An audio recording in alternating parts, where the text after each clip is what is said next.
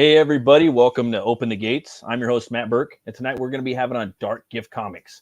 So if you guys give a warm welcome for him, that would be sick. What's up, brother? How you been, man? Oh, so I think you're muted. My bad. Sorry. Yeah. It's all good. I was like, what's going on, man? How you been? Oh man, I'm fucking doing great, man. Just been, dude, I've been drawing and live streaming and just it's just been a killer year, man. Just a lot of like positive energy coming my way. I don't know, it's been great. How about you? Good, and it's only February. I know, man, and it's like I was watching Schwarzenegger. I follow him on social media. He's like, okay, you know, it's February. Are you gonna stick to your plans for the first of the year, your New Year's resolution? And it's like, yeah, I'm gonna do it. You know what I mean? Like, and he had a point. Like, maybe I should stick to it. Fonta, thanks for stopping by. Hey, what up, Tay? How you doing? Chris H, what's up, man? Chris H, I have a show called I do Metal Movies and Brewskis live on Saturday at midnight. It's like the end of the week show, and Chris comes in and he always figures out I have this little thing called Black Metal Decode, where people have to kind of guess the band's name, the black metal band. Okay, because it's kind of hard to read sometimes, right? Yeah. Unless you're like, if you're put on that, you can kind of read it, but some people can't. But he always gets them. boldcatstudios, thanks for coming on. And hey, we got Santa. Got Jason Bascom on Hinge. She's gonna be on next week. What's up, brother? Jason's awesome dude, man. Awesome cold dude. Welcome. The cold welcome. Cold as stone. Cold stone. Yeah, man. It's been raining out here. I'm out here in California. We had a 1,000-year storm. San Diego got flooded, man. A bunch of places just got fucked up, and yeah, What's it's not raining. 1,000-year storm?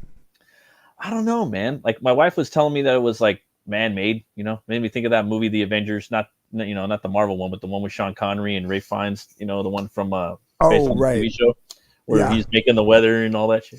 And I'm just like, damn, dude, maybe that's what they're doing, they're gonna flood them out. But yeah, it was like a 1,000-year storm. It's crazy. Yeah. Sorry. My friggin' not anymore though. Now it's nice and sunny. So are you drinking anything crazy right now? Now we're getting getting a little bit of rain. Not just yet. I got my my iced tea, but I got my scotch behind me in case we decide to get a little crazy. Oh, it's a little crazy. I got this I'm drinking my Bullet Cup, but I got this one called a Rebel 100. There's a cat that comes on sometimes. My boy I forgot his name right now. Sorry. Dave, but he's in Pittsburgh. He's CG. He was saying like ID Crisis is his name. He was saying like Rebel. He was saying like Rebel 100 is the bomb, And I was like, yeah, I got the ride last week, and now I got this, and pretty tasty, So I'm starting to dig a lot more bourbons than what I used to. Me too. But I'm a Scotch guy through and through. Yeah. Oh yeah, that's the baller, like the good shit, Yeah. If I it's like all I drink now. Like I used to drink everything, and now it's like Scotch, wine, and maybe beer every now and then. You know what I mean? Like, dude, I don't even drink beer that much, bro. Like I mean, I'm Metal Movies and Brewskis, that's his channel, but like over the years, like we've been doing it for 4 years, like I got like kind of like an allergen to it, so I kind of just do them with reviews, barbecues, but like on the daily. Every other day or something, I'll have some bourbon or some rum or something like that. I don't really drink beer too much anymore, and wine fucks me up. I don't know what it is. It's like those. Yeah, I think from being like a bartender. Yep. That's right. Yeah, you're a bartender. Like I and being in bands most of my life, like I've literally drank everything, like everything there is to drink, and I've drank it heavily and. Tequila was my bag. Like I used to drink tequila like it was water. It's but like peppery, dude. It's like to me. Well, it's like pepper. You know what they say? No good story ever started with I was drinking tequila and then ended with and then I just went home. Right. That's not how the stories end. And then but what I did is I drank a little, those like little flask glass bottles. Yeah. Cuervo. I just drank a whole bottle of that, and then went to a friend's house, and all they had was Black House. and I was Ooh, just doing shots of Black House on top of a, little flask yeah. bottle of tequila. That night did not end well, and I never touched tequila or Black House again. Feel you. Well, tequila I've since had, but it's got to be good tequila. It can't be Gotta like be. crap No tequila, more and like Pedro. Yeah. it's like in between, like far and few in between when it comes to tequila. But yeah, Scotch is just like I could. If if you're a bourbon guy, it's probably the same thing. You get a nice Scotch or a nice bourbon, put it on the Yeah. rocks, and Mhm. you go to a wedding and you have 3, maybe 4, depending on how long the wedding is, Right. and Yeah. you're 4 hours. good. Oh yeah. Yeah, Yeah. Yeah. Totally, man. Like I sometimes I'll go to like a party and like they'll serve food. You know what I mean? And like they'll come out with different things. And you have a drink with some food and another drink with some food, and then fucking a few hours later you're like kind of just buzzed. Because it's balanced out. You probably know what I'm talking about. yeah. Well, it's like you can't, like, same thing with like water, right? Like I'll drink more water while I'm drinking Scotch, Mm. like throughout the course of the night, than I would ever have drinking beer, because beer fills you up. And Yeah. then water makes you feel bloated too. Hmm. So like you don't want to drink water on top of beer Exactly. physically. Hey, pops. And but when you're drinking wine or Scotch, you can like have one and then like maybe have a little water in between and stuff like that. So yeah, it's you get a little more sophisticated with age. Like some people will say sophisticated, some people will call you a pussy. Either way, it's just Nah, it's sophistication and just smarts as far as I'm yeah, concerned. yeah. So, brother, me and you, we've been in like this space for a few years now. I remember like coming up and you back my projects too, man, and you've promoted like countless people all the time. Yeah. And I always remembered like that's Darkgift, man. That's the guy. Just just being the guy that was going out and just showing people his stuff. And I remember you came out with an art book. I didn't know that you were an artist, and I remember seeing some promotions for it and whatnot, and just thinking, this guy's pretty dope, dude. And then not too long ago, I had seen you do some caricature work, where I was just like, wow, this guy's fucking badass, dude. Because to me, like as a kid, I know it sounds kind of weird, but I wanted to be a caricature artist, but I didn't know how much they got paid. I was really into Mad and Cracked growing up, even more so than regular comic books. But I love Mad Magazine. I love both, but Mad Magazine, yeah, top, awesome. But like obviously you're a comic book creator and you're a publisher. But I mean, starting out, man, like what got you into comics, man? Like what was that? What hit you with the sequential art bug? Initially, I think it's weird. Like I had 2 awakenings, I think. Like I think my initial thing was when I was a real little kid, I just liked superheroes. You know what I mean? Like yeah. I liked Batman, I liked Saturday Mhm. morning cartoons, I liked Superman, all that stuff. So I wouldn't say I was a collector or anything at that point, because I was young, 4, 5, 6, 7 years old, 8 years old. But like we'd go, I lived in Brooklyn, and we'd go to the corner store and I'd get, a random comic off the rack. I wasn't following the story. I just wanted to look at the pictures, right? Like I wasn't. Yeah. And I remember wanting wanting to draw, and maybe not specifically because of comics. I just liked drawing, and I remember I would trace the comics. Yeah. And side note, one of the first like art lessons I ever got was from my grandfather. He said, "You're doing it all wrong." I go, I know I'm not supposed to trace, but I'm not good. And he's like, no, you can trace, but you're tracing wrong. I go, how the hell am I tracing wrong? And he goes, you don't put the paper on top, you put it underneath. Ah. And I said, okay. And he told me, he gave me a ballpoint pen, and any collector that saw me do this would have a heart attack. But I remember it was a Captain America comic, was this, and I put it under the cover, and I took the ballpoint pen. He said, press down as hard as you can and go around the outline. So I pressed down as hard as I can, and I'm drawing right on the cover of the comic with the ballpoint pen, pressing as hard as I can and going around the outline of his arm, his hand, his legs, all this stuff, the shield, everything. And then he goes, all right, and he pulls the paper out, and he looks at it, and he goes, good. And he throws the comic over his shoulder, and he goes, now fill it in from memory. And it was just the indent, on the paper.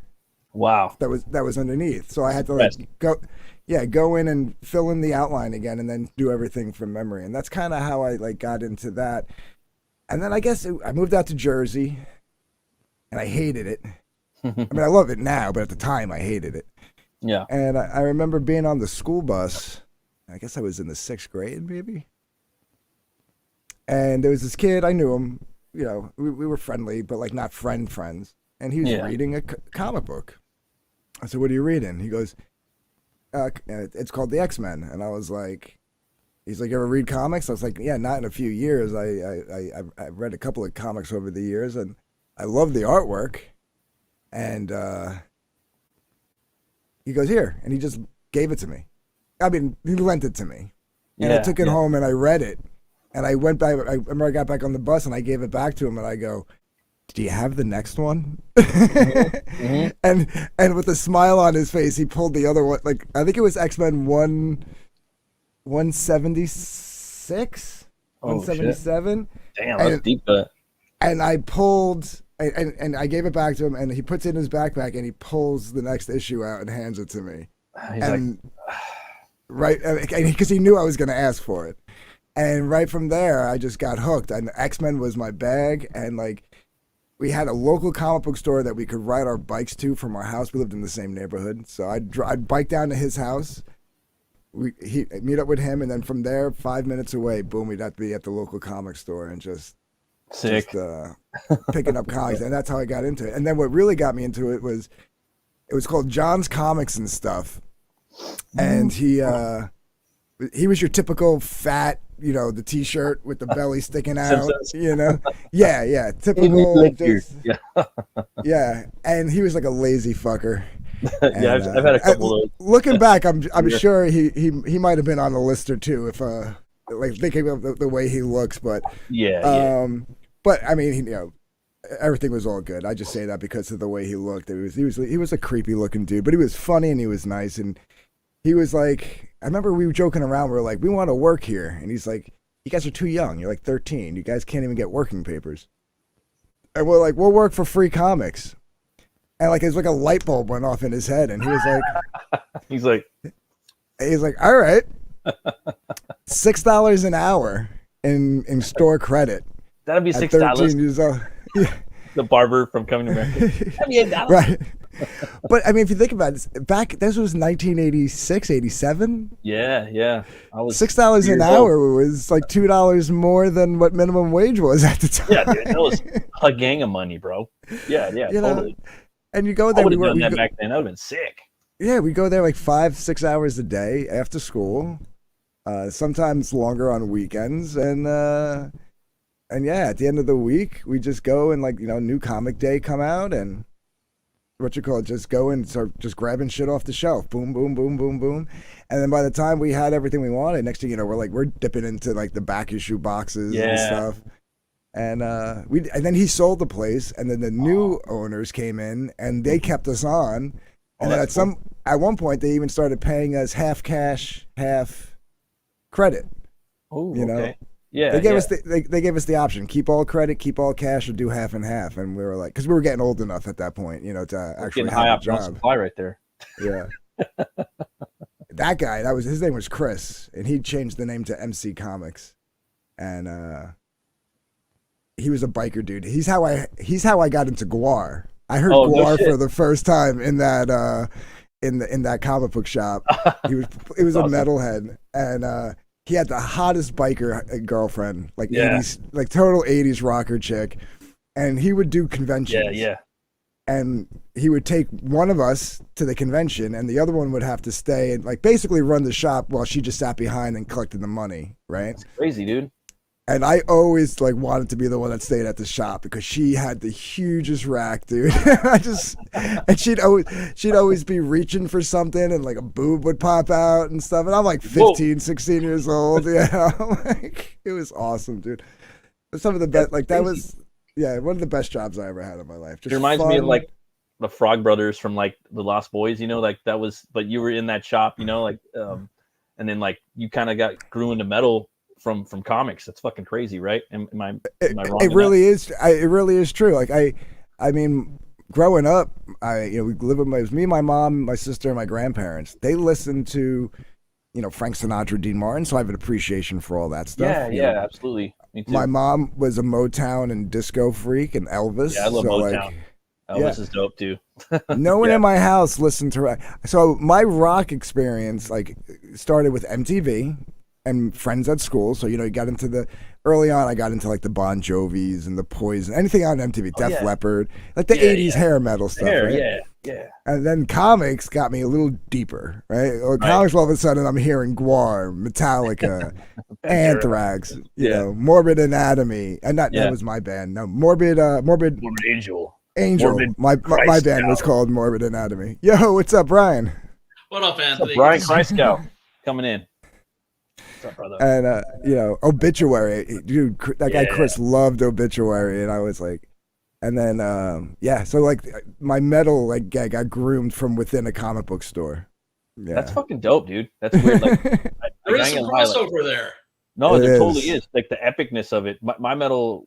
I learned a lot of it from my cousin and my sister, man. She was listening to like Pantera but also like the grunge stuff. Cause like Pantera was kind of exploding like in the 90s. And I was born in 83. So I kind of, was listening to like all the, Pearl Jam, Nirvana, Soundgarden, Pantera, Metallica. It was the Black Album. So it was kind of like all that. Later on, like in, once like 20 years later, or 15 years later, that's when I started really like doing the deep dive on all the shit that was going around in other parts of the world. It's crazy, dude. That's fucking awesome. Darkgift. I like that. That's pretty and epic. It's funny because I was in my high school years in the 90s, and we were still working there. And, I was getting into like the early grunge. I didn't really get into Pearl Jam, but I really loved Alice in Chains. They're better. They're especially their first album, and even Dirt a little bit, still had a metal-ish edge to it. Yeah. If you go back and listen to Facelift, all those guitar riffs, for me, I consider them heroin metal. Like later on, that's what they are to me. Like they're Ron metal. Yeah, that's why I kind of had a problem with them because I was like living on the Lower East Side at the peak of heroin chic, and I knew people that actually moved to the city with the ambition of becoming junkies. Like I'm going to move to the city and become a junkie. That's crazy. You guys both were like around the same area, like grew up around the same time. You guys are both from like New York area, like New England. It's fucking cool. Yeah. You're still in New York, aren't you? Yeah, in the Hudson Valley, Central Hudson Valley, in a town called Cornwall, settled in 1685. Isn't that just a little north of like Bronx and Yonkers, going that way? Like if I was cutting through near Poughkeepsie, it's up near Poughkeepsie. Right. Oh, right. Well, here's the thing. It's like if you're from New York City, anywhere like within like 15 minutes outside of the city is upstate New York. Oh, shit. Okay. Right.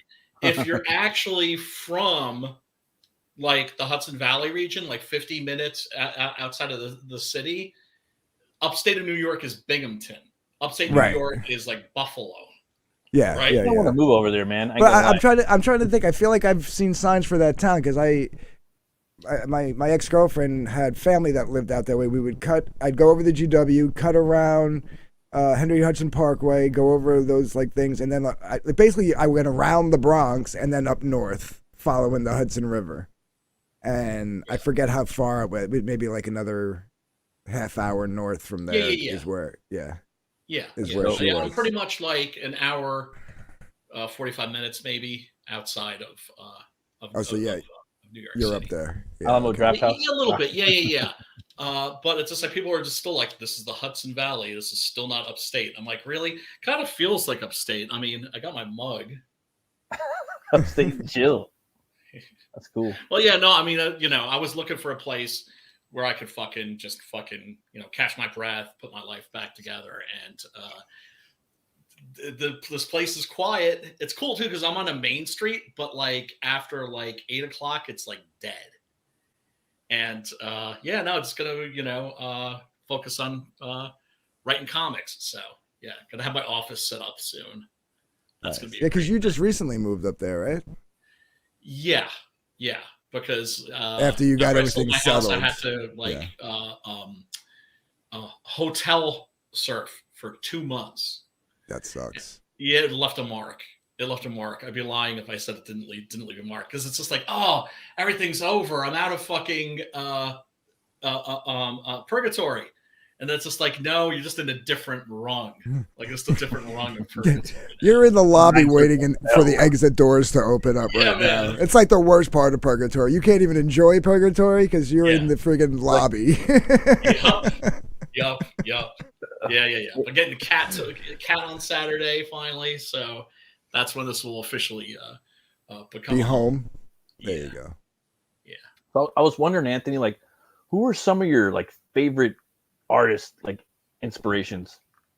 Comic books, non-comics. You got a couple of them, brother? Let's see. Ooh. That's rough. I have to think about the non-comic book ones because they're a little more obscure and never really good with names. But comic book wise, I mean, it really depends on like the era and like the growth of my, I guess just my growth in general. Like the older I got and the longer I stayed in comics and read them and stuff, you know, different creators came and went. Neil Adams. Stick. Yeah, he's dope. Yeah, John Byrne. Badass. Excellent choice. When he's inked by Terry Austin. Yeah.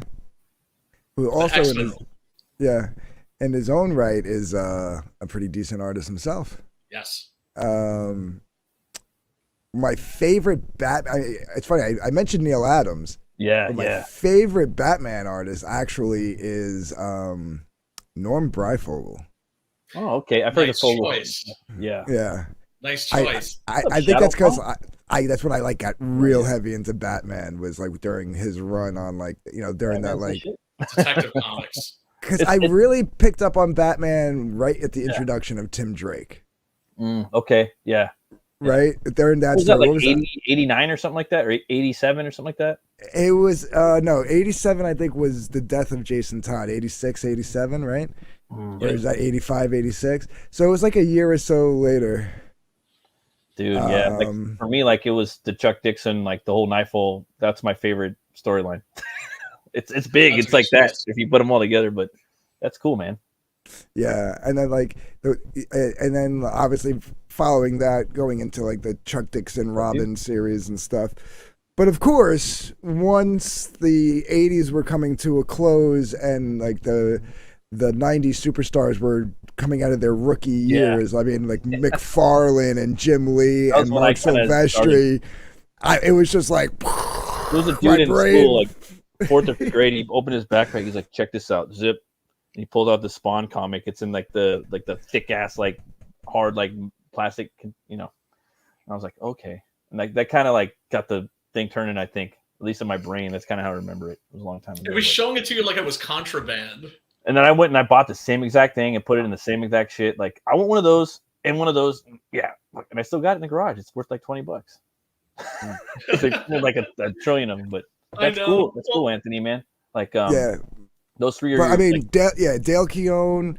Dale Keown's the shit, dude. McFarlane, Jim Lee, Mark Silvestri, Art Adams. McFarlane too, man. He was him and Sam. Who was Keith the guy? Like my go-to. He just amazes me. Sam Keith. It was Sam Keith though. That was like the main.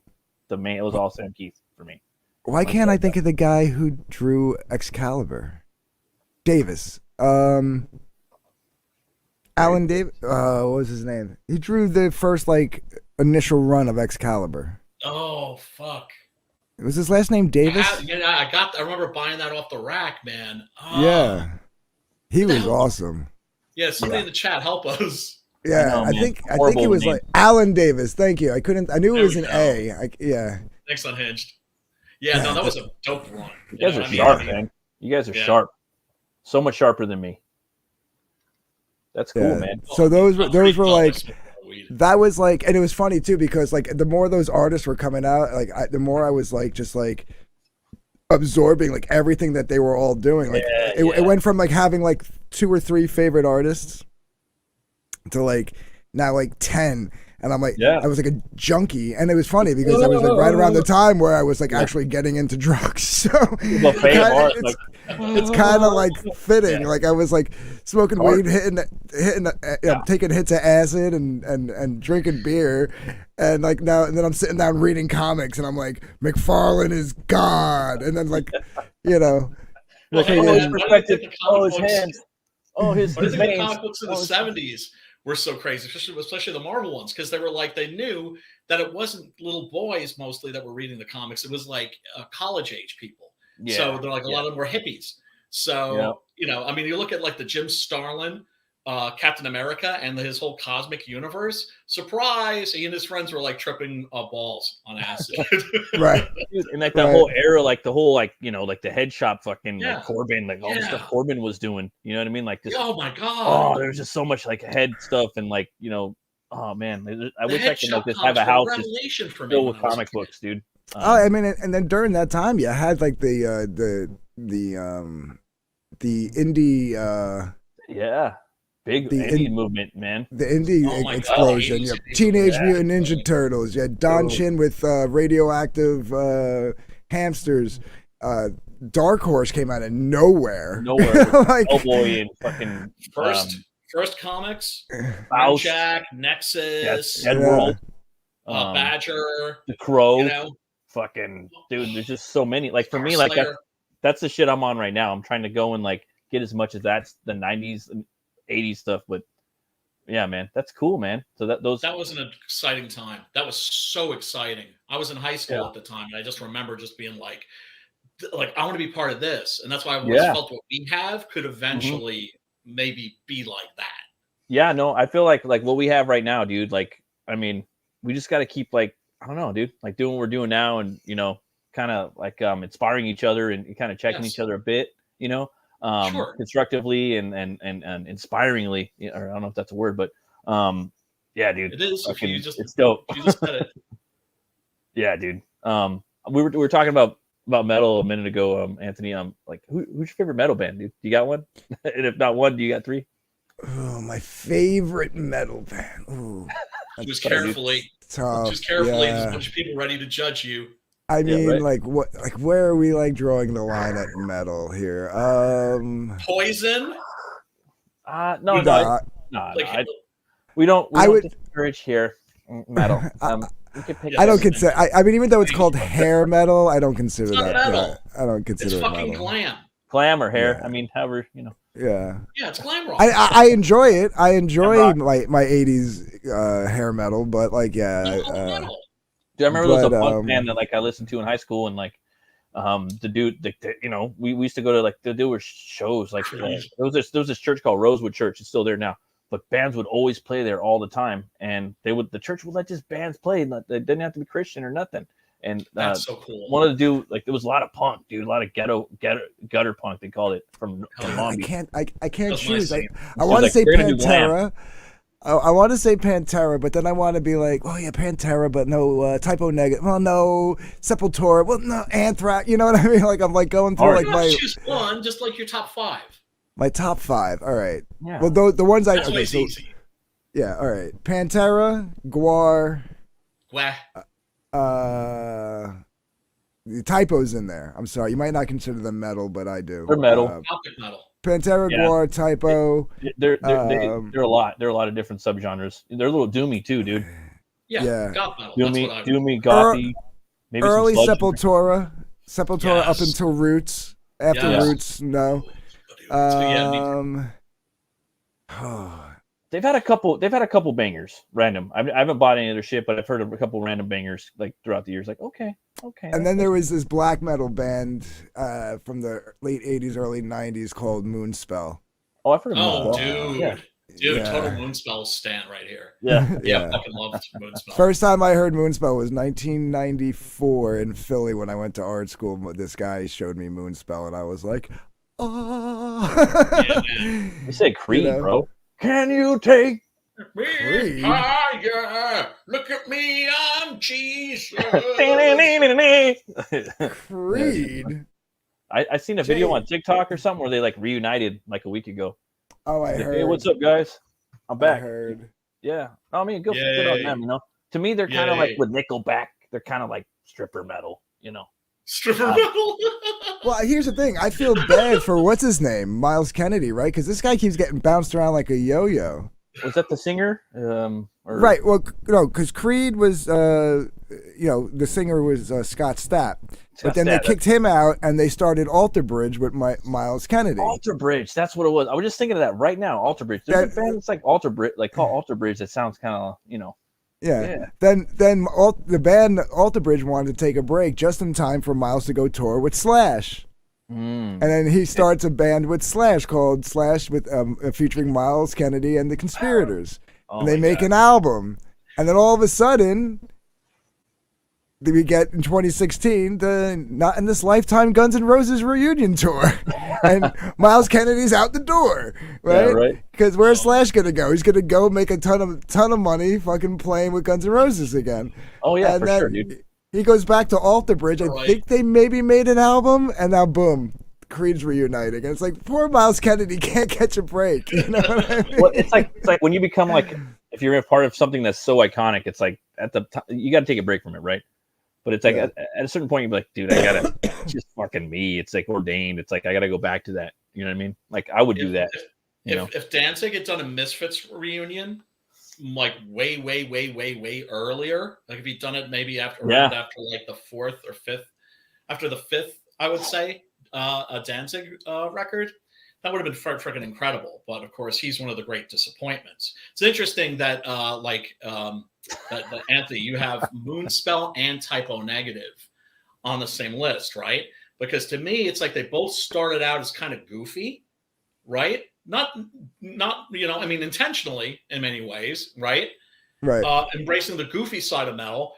But I always thought, like, I don't think at the same time, like, if this band grows up, they're going to do great things. And for me, Moonspell became that, and Typo Negative just kind of stalled out. Don't get me wrong, I like all of the Typo albums, but they never grew up. I think he had the like craziest like gothic voice. You know what I mean? Like he kind of course. You know what I mean? Like the voice. The thing with Pete, what was the band before Typo? It was he wanted to say, was it Carnivore? Yeah. Yes, it was Carnivore. I kept saying I want to say Carnivore, but that was a death metal band. But I'm thinking Cannibal Corpse. Yeah, Carnivore. Yeah. I'm sorry. Say it again. Have you heard of the band Dark Tranquillity? No. Totally, you gotta check them out, bro. They're like they're Gothenburg, goth metal. Gothenburg. Yeah, for sure. And cool. They formed in 1990. They're fucking dope, dude. They got like 12 albums. They're working on a new one. It's just the singer now, though. Like everyone slowly like left. It's just him and the singer and the guitar player or the keyboard. But dude, they're fucking dope. Like I promise, dude. I'll check them out. They're my top 3 favorite bands. I've seen them live. Fucking awesome. But the thing with Typo though is like, you know, they did Slow Deep and Hard. The thing with Typo is they were always about trolling. They were trolls before trolls was a thing, right? Very he was trolling. Playgirl. I mean, if you think about it, like look at Slow Deep and Hard. You could the troll on that were the titles of the songs. They sounded so sophisticated, right? But unsuccessfully coping with the natural beauty of infidelity is just basically I know you're fucking someone else, right? Like, right. You know, and like that was their troll. Then the Roadrunner wanted them to do a live album. They didn't want to do a live album. So what they do? They went in the studio and did a 1-track recording of Slow Deep and Hard, threw some sound effects on it, and made the greatest sounding fake live album ever made, and got it past the friggin', got it past the record label, and got it put out as a live album called Origin of the Feces, which literally had a close-up of Pete Steele's anus on the cover. That when they got popular, they had to reissue it with a new cover. Yes. Yeah, they did. It's pretty metal, dude, and punk at the same time. You know what I mean? Yeah. It's like a big. You know what I mean? And then what was it? Then Bloody Kisses came out. I think Bloody Kisses was their one attempt to actually do something a little serious but different. Like so that's when they kind of dipped their toes into the goth aspect of. Well, it leaned into it, but also a little bit of pop. Do you know what I'm saying? Well, like sort of poppy goth metal. Well, Bloody Kisses not so. It was like they were just dipping their toes in, and then they, Black Number One came out, and what was the other song on there? Summer Breeze, right? Was that on that one? Yes. Yeah. Summer Breeze. Yeah. Oh, I forgot the original band. Yeah. And every goth chick in the world decided they wanted to fuck the shit out of that band. And Pete Steele was like, okay, this is what we're doing for a while, guys. And then you had October Rust. October Rust came out. And, yeah. October Rust was like, that's when they really leaned into the goth pop sounds. Yeah. Yes. That was like the heavy one. Yeah, it became a full like goth metal band. Yeah. Yeah. For sure. And then after that was what, World Coming Down, and that was where they tried to like go back to like the Slow Deep and Hard days with like the heavier stuff. Yes. But they couldn't go. They decided not to do it like a hard right turn. They were trying to like go around a bend, and like it was slow building. And by the time you got to Dead Again, they were starting to get there, and then he died. Yeah. Oddly enough, after the last album being called Dead Again. And it's funny, I like chick who dated him once, right? This was my friend Melody. She's like 5 feet tall, right? And really smart. I watched this girl knock back, I think, like 18 Jaeger shots in one night. Holy wow! Energizer Bunny. She's the one that does the black metal yoga now. And so she opened a club called Lucky 13s in Brooklyn, which is like the metal bar there, right? And she had like Pete Steele's fireman's hat, right? He had like this fire chief hat that he wore at a show, and it was like up on the wall. And then she got the news that he died, and she was just like, she called the bar, and it was just like, get that thing off the wall, like immediately, and it was already gone. Somebody took it. Scumbag had already come in and fucking grabbed that shit. Fucking New York's quick, dude. You're pretty quick. Oh, your shit will fucking you don't take your eyes off your shit at any moment. I got to hang out with them a few times. They used to play a Halloween show every year at Starland Ballroom down here in Jersey. Oh, that's cool. That's cool. And I got to hang out with them backstage a few times. And the last time was 6 months before he died. And he was under technically house arrest. Really? Yeah. And he had an ankle monitor on his and like Starland he was still allowed to go on tour, but the thing was every time they had a location, they had to report the location of the venue, and he could only stay either in the venue or on the tour bus. And like I'm sure this took place at other venues, but Starland had to change the way the tour bus parked out back so that it would get as close to the building as possible. Oh my lordy! Right, so they had to reconfigure it. And I remember me and my friend Jess and my friend Laura all went to the show, and then we go backstage, we're hanging out, and we go on the tour bus, and everybody's just hanging out on this huge tour bus, and we're getting wasted and having a good time. And Josh wasn't the keyboard player. I forget who was filling in. From a different band, older guy. He like looked out of place because he looked old. And Josh is old, but Josh can, he just dyes his hair black and gets it all in his face, and you can't tell how old he is. But right, that gray out. Yeah. So Kenny, Johnny, and this other keyboard player guy decide they're gonna call a limo and go into the city. And my two friends, the two girls, they went with them and a few other people in the limo to the city. And Pete's like, motherfuckers, they know I can't go in the city because he had to stay on the tour bus. And he's like, now the tour bus has to stay here until they get back. They ain't coming back till 9 o'clock in the morning. And he's like, and like I stayed on the bus. He was on bus arrest, dude. Yeah, so a bunch of us like stayed on the bus. I mean, there was still a bunch of hot chicks and like a bunch of like dudes hanging out and like some other like musician techs and roadies and stuff.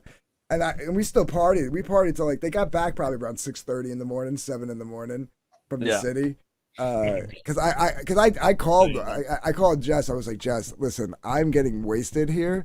I need to go home, and if I go home, I'm not coming back to get you guys. Right. And she was like, no, we're on our way back. We're on our way back. I'm like, all right.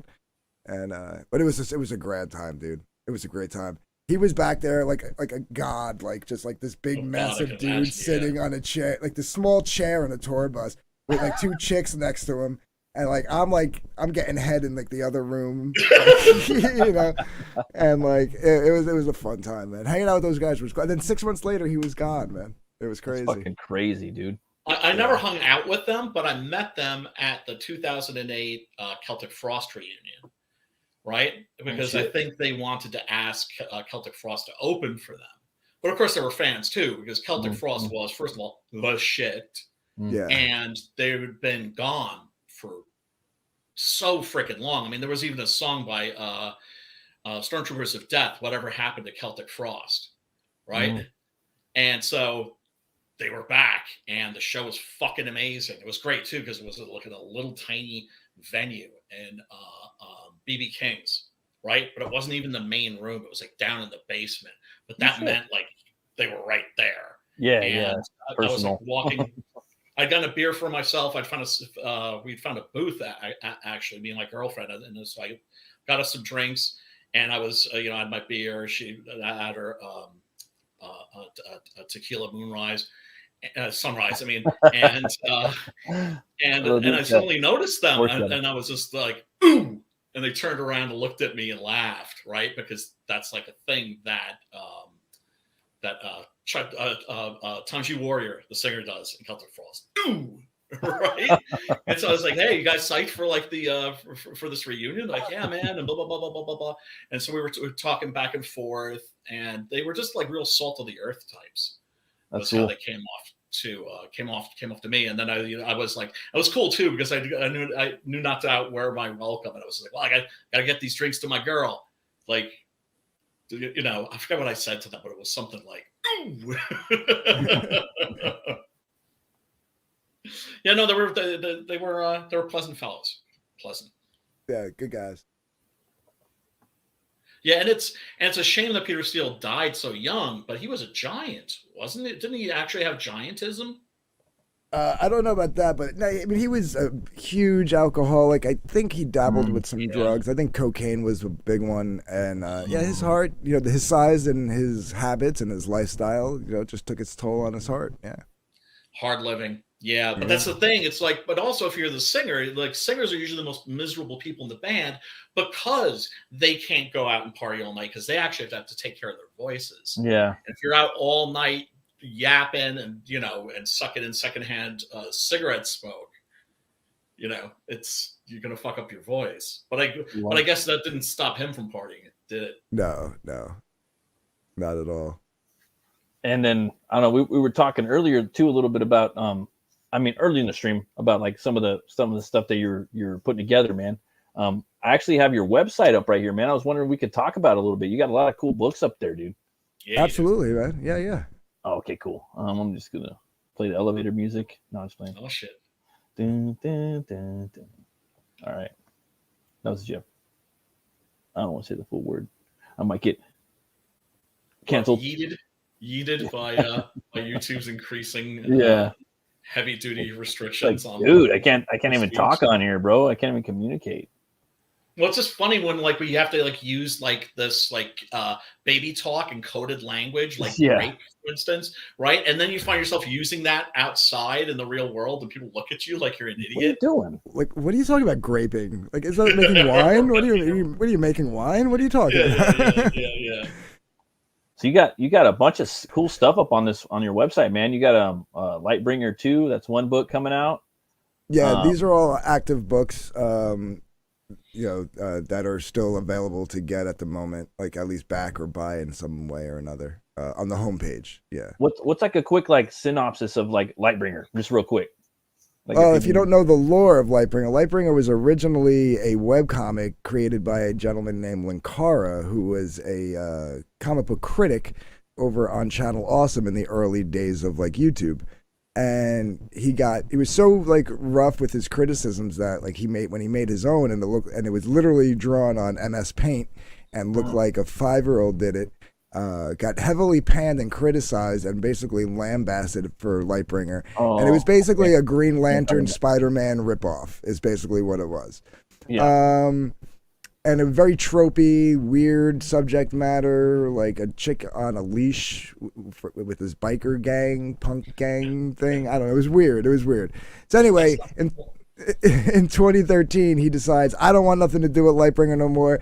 I'm putting it in public domain, and he puts it into the public domain. Iron Liz, who was actually, I think they may have dated. I don't know the whole lore on that. She was also someone over there and friends with him. They had a falling out because she's conservative. They're not. Needless to say, she decided to take her stab at writing a real Lightbringer comic in her own vision. And she hit me up out of the blue. I thought it was a troll. I didn't know who this person was. I never knew about Linkara, Lightbringer, or Iron Liz. I'm not that studied in internet lore, so to speak, you know. I was playing in bands back then, you know, so I wasn't like on the internet. But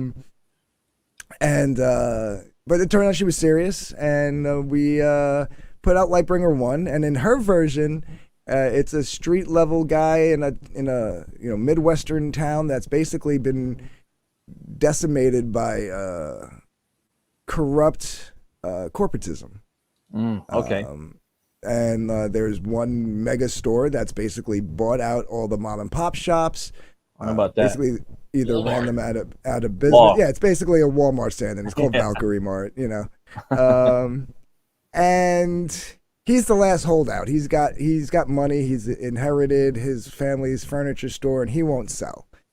And they want to own everything. And like, it's at first glance, it might seem like an attack on capitalism. Yeah. When you first read the book, but if you stick through it and then even go into Lightbringer 2,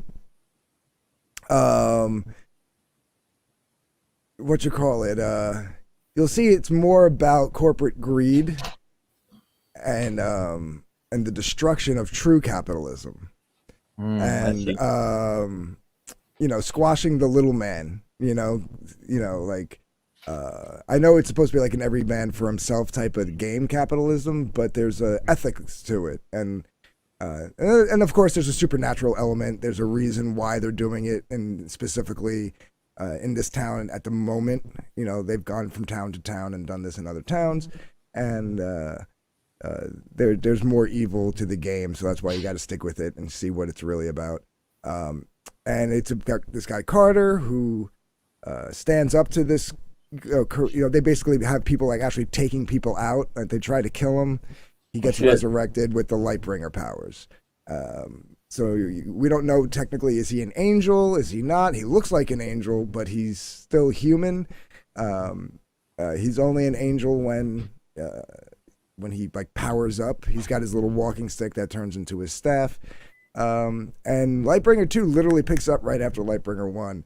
And everything that you thought got wrapped up in Lightbringer 1 is not wrapped up. And we get to finally meet the big bad behind Valkyrie Mart and who's really running the show. In book 1, you think it's a guy named the general manager. In book 2, you realize the general manager's answering to somebody else. And she's not that young. She's an old entity. And she's had run-ins with Lightbringers before. So we're learning. We're learning along with Carter about what the abilities he has and where his destiny lies. So yeah, it's pretty cool. So that's cool. That's a lot of stuff for one book. It's got a lot of lore in there, and then you got another book right here, Dark of Midnight: The Art of Anthony Romano, which is you. We could pick this up here. Yeah, so that's the original. That was something I put together through Lulu.com. I was basically teaching myself how to put together print files. I never put together print files before, and it was a nice way to do it.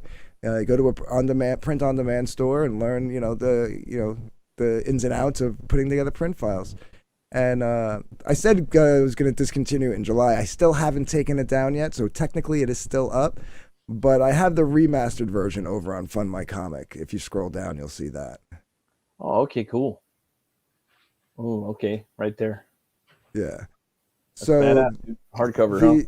Yeah, it's going to be a hardcover. The other one was 23 or 24 pages. This is going to be 48 pages, so it'll have more artwork and a lot more descriptions into what the artwork represents, why I did it, stuff like that. It's simple. Like that Freddy Krueger piece you saw. I did it because I'm a huge Freddy Krueger fan, right? Yeah, right. So, but eventually, when Luke Stone was in his coma, they did a couple of fundraisers, and that got auctioned off along with its sister piece. See, I did that with the Freddy and then the small Jason. And all my horror friends who are more Friday the 13th fans were like, why is Jason so small? Why does Freddy get the spotlight? So I did one with Jason's face big and then a small little Freddy. So it was like opposite. Yeah, so it was like a Freddy versus Jason. I called it. So the set, the set sold and what you call it, and it was donated to Luke's wife at the time. The money. Oh hell yeah, dude. Yeah. So there'll be like little bits and pieces about the artwork in there. This is in signups. Damn Dirty Thing, a Pariah story. I can't wait for this. We had a doc on talking about this a few weeks back. Man, I'm really excited for this. It's gonna be a short story, and you guys are also putting out a fucking a novel with it. Novella, a little like penny book novella, yeah, like a little dime store. Mm-hmm. Yeah. I can't believe that Doc, because I remember this like a while back. Yeah, was talking about changing the name, so it was about changing the title. Oh no! They had all these other titles and like versions of this. We were just like, dude, it's a damn dirty thing. Just leave it, dude. You caught fire right out the gate. Yes. If it ain't broke, don't fix it. Because you wanted to change it to Blood on the Bricks. I said, that's a great chapter title or story title. Yes. You know what I mean? That's not a comic title. Yeah. No. Not even close. So, but thankfully, he had people like us to kind of steer him away from that. Were you there? I think you were in the chat when I was browbeating him, and I took the poll. Remember, I took the poll. Yes. Yeah, and I was browbeating him. I was like, I'm not giving up on this one because, like, we would have like little, me and Doc. We posted his balls on the stream before that. Like, we had been on the same stream, and and he was just like. It's like, are you okay? Like, dude. I remember Fowler. It's like we always want to think. We always think that we can improve things, right? And sometimes you can't, and sometimes leave it the fuck alone. Right. I remember Fowler was in the chat going, if he's not going to use it, I'm going to take it, and like he was like, just thank you. Every few comments, Fowler would be like, I'm already looking into the registry. I'm gonna trademark it. Like, right. Damn Dirty Thing. That's a great title name for like a mystery novel. Yeah. And this one's subtitled A Pariah Story because basically, so Jake Bishop is gonna be Doc's main character. Moving past the Pariah series, right? The Pariah series is gonna be a trilogy. Maybe we revisit it again, but at the moment it is just slated for a trilogy. But he features heavily in books 2 and 3. Originally, Pariah was going to be one big book called Pariah, Blood and Mud. Eventually, we broke it into a trilogy, and that was the first book. The second book is going to be called Sanctum of Hate, and I forget the third title for the third book. Doc has it. I'm not worried about that. Man. I'm worried about the second one. Right. But when editing it up, we were like, now we're going to have to explain this guy, this detective guy, with a lot of exposition about like where he's coming from, why he's here, you know what I mean? Like how he's meeting up with Elizabeth, the main character. So that's when Doc kind of brainstormed this idea. Well, let's take a bunch of that exposition and turn it into a 16-page floppy. Yeah. Which, and this way we can kind of see at least maybe not his origin, but like something of like where he's from, like what he does. Yeah, a little bit. And how, so it's like, it literally takes place like maybe like a couple of months before he meets up with Elizabeth in book 2. So basically this book and Pariah, Blood and Mud are going to both lead into Pariah, Sanctum of Hate. Yeah. So it's like an in-between sort of, right? Yeah.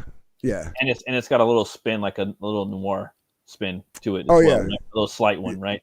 It's going to be more noir than thriller. Than like Pariah, Blood and Mud is more of a thriller. This is going to have more of a noir vibe to it. Absolutely. And then, let's see here. You also have, I wanted to show people let's see here. You guys also have Pariah Blood and Mud, and that's on Rampart Studios on your site, right? Yes, that's Docs and Print, Rampart Studios. Oh, okay, cool. Damn, you hooked him with his own little spot on your site, man. It's fucking awesome. You got Damn Dirty Thing at the top, a Pariah story, which we talked about. And this is the cover for it right here. It's inspired by a noir movie, if I'm not mistaken.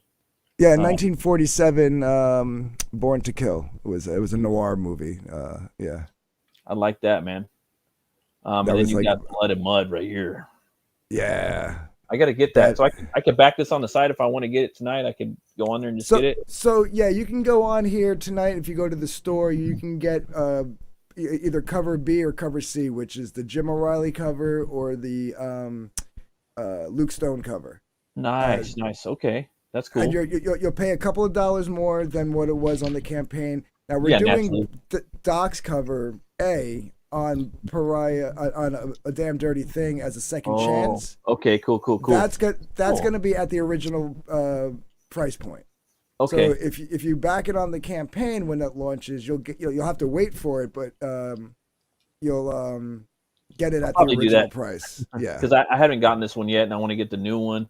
You know, I'm really excited for this. He looks like a fucking fun character to draw. I mean, I didn't want. Yeah. Right? You know, people are like, well, why'd you put B and C up on the website if you're going to do second chance on this? Because some people might not want to wait. They might not want to wait. If they want to wait for Doc's cover and they want to get it at the original price, then they'll wait. If they don't, they can go on the website now and buy it. They can wait and get the cheap price and then get Doc's cover, or they can get fucking 2 other covers at the collector perspective. You know what I mean? That's another side thing. That's awesome, dude. That's fucking dope. Yeah. You know what I mean? Yeah. And then we're slowly getting the other Pariah merch up there. Like I think right now I have the tapestries on the web store, and I think, dude, you got some dope tapestries just on a side quest, dude. You fucking throw down on some dope tapestries, man. I gotta hit you up, man, for one of my books. I don't know man. One, but one of those them. are cool. They're so cool. I'd love to just have one right here, like, bah, you know, with the light. They're great, man. They're great because, like, I say it all the time. People like make fun of me because they know the spiel I'm about to give, but you can literally fold them up, put them in a Gemini mailer, and then unfold them and hang them on the wall, and the creases just eventually just come out of them. Oh, that's beautiful. I mean, like for me, like I'll roll up art. You know, I roll up art. You know, like even for like the Butch Cleaver campaign, I would take this like this poster right here, and I would put that in a Gemini mailer. I would just roll it around very gently. You know what I mean? I wouldn't fold it. I'd roll it, and then people would put it out. You know, and I learned that from Michael Beacon. You know, the Inkslayer, and that's what he would do with his posters. You know, there's a way to do things. You know, a lot of people don't. They would put them in tubes and all this shit. And this is 11 by 17. You could roll it, and it could still get in there pretty good without folding it and fucking it up too much. You know. If you're not stuffing a Gemini mailer too packed, you can even roll 11 by 17 with a rubber band around it and just fit it neatly in the fold of the Gemini. Gangster. I never thought about that. And it doesn't even. About that. It doesn't even. Someone would have a wanted poster for the next Six Gun. I mean, because it's just stupid not to, right? Yeah. And I did it at where did I make? Oh, I did Mix 'em. I fucking made this poster. I made it at Mix 'em. You know what I mean? Yeah. They're fucking. Yeah, I did for the first Lightbringer campaign. That's what I did. I took the 11 by 17 poster because we had an 11 by 17 poster, cover B, and then cover A was the tapestry. I took the poster, I rolled it up really nice and tight, put a rubber band around it, and then after I put the book in and I closed like the inside, you know, the vertical flaps. Yeah. I rested the poster in between, and then, you know, because like the Gemini's perforated, so you just give it one extra perforation mark, you know, thicker than you normally would have to, and just fold that right over the poster. Lay the other one on top, tape it, and it never crushes. Yeah, you gotta be careful. No, you can do it. All about it's all about like the the balances and the physics of the Gemini mailer. No, and you got to study the way people pack things. You know what I mean? And it's like you have to add weight and force to things when you're rolling it. Because like I'll put 2 graphic novels in there when I would do it. You know, you seen how I did it, Brian? You know? Yes. Yeah. You know, and I'll put a a bunch of shit in there, dude. Bottle opener, the shit, man. That thing's fucking dangerous. I'm telling you. Well, yeah. That's the great thing about being part of a scene like this is we all share information. Hell yeah! Right? And the scene needs to grow, different things, and if somebody's the first one to do it, like, hey, I got Smash buddies. You know, no, there's no ill will if somebody else is like, oh, I'm going to do that too. Oh hell no, dude! And like we got to keep growing too. You know, people got to. Yeah, we do. Like, and I'm a firm believer of this. Every comic book fan, like, they got a story in them. You know what I mean? And whether they're going to make a comic book or not, that remains to be seen. You know, but maybe they should, and maybe they shouldn't. You know what I mean? But either way, everybody should get a shot. Yeah, you know, most of them do, bro. Comic readers, yeah, it's the Rocky thing. You know, yeah, it's the Rocky thing. That's fine. That's fine. You know what I mean? And people, yeah, I don't know. I know I can hang with there's not as much of them out there as there used to be. I had a chance, I could hang with them. There's less of us as out there right now, as far as I'm, you know, like this traditional like style of comic making. You know what I mean? So, man, more people come in. You just come on in. Like, I just want to see more, man. I miss that too. Because I remember the time when there was just a lot of people coming in, and they always, like, we as a collective basically rolled out the red carpet and were like, hey, here's some tips, you know, do this, don't do that, you know, learn from our successes, but especially learn from our mistakes. And yeah, it's just, I don't, you know, where did those folks go? But, you know, I think that there's economic issues. You know, a lot of people don't have the money to spend on our stuff right now, but times will change. And, you know, I really think that in many ways, this is going to be our year. Yeah, we'll get through. The economy, we just got to weather the storm. When it gets better, it'll get better. Yep. But, what you call it? Yeah. So, just so you know, all those little tabs at the top are the different imprints. So Darkgift Comics is the imprint that, like, anything I have to do creatively on the book. Okay, as far as writing or art. Like, I am doing inks on Lightbringer too. Yeah. But yeah, that's not part of this imprint. That's anything I do with it, whether it be strictly like full on writing or full on like actual pencils, that'll be under Darkgift Comics. That's dope, dude. So, and then Midnight Images was what my company was supposed to be called until it got banned off Twitter because of Remfamous back in the day. Oh, that's that's when I had to rebrand to Darkgift Comics. I finally got Midnight Images back after 4 years of being suspended, but it's too late now. I'm Darkgift Comics, but so I use it as my secondary imprint for people who want me to publish them but don't have their own imprint, like Liz with Lightbringer. So like Lightbringer is a Darkgift Comics publication, but it's under the Midnight Images imprint. Then you have Rampart Studios, which is anything Doc does, and pretty soon I'll be taking on somebody else, which we'll be announcing soon. I just haven't had. About, man. This is what we're talking about. Like at the intro of the stream, fucking Ron Anthony Jeremy, Romano, fucking Dark. Ron Jeremy admitted. He's been just like promoting people, helping people out, helping people get their fucking books, you know, just doing good by people in the fucking, you know, independent comic book community, Comicsgate, Iron Age, whatever the fuck you want to say, in the sphere, dude.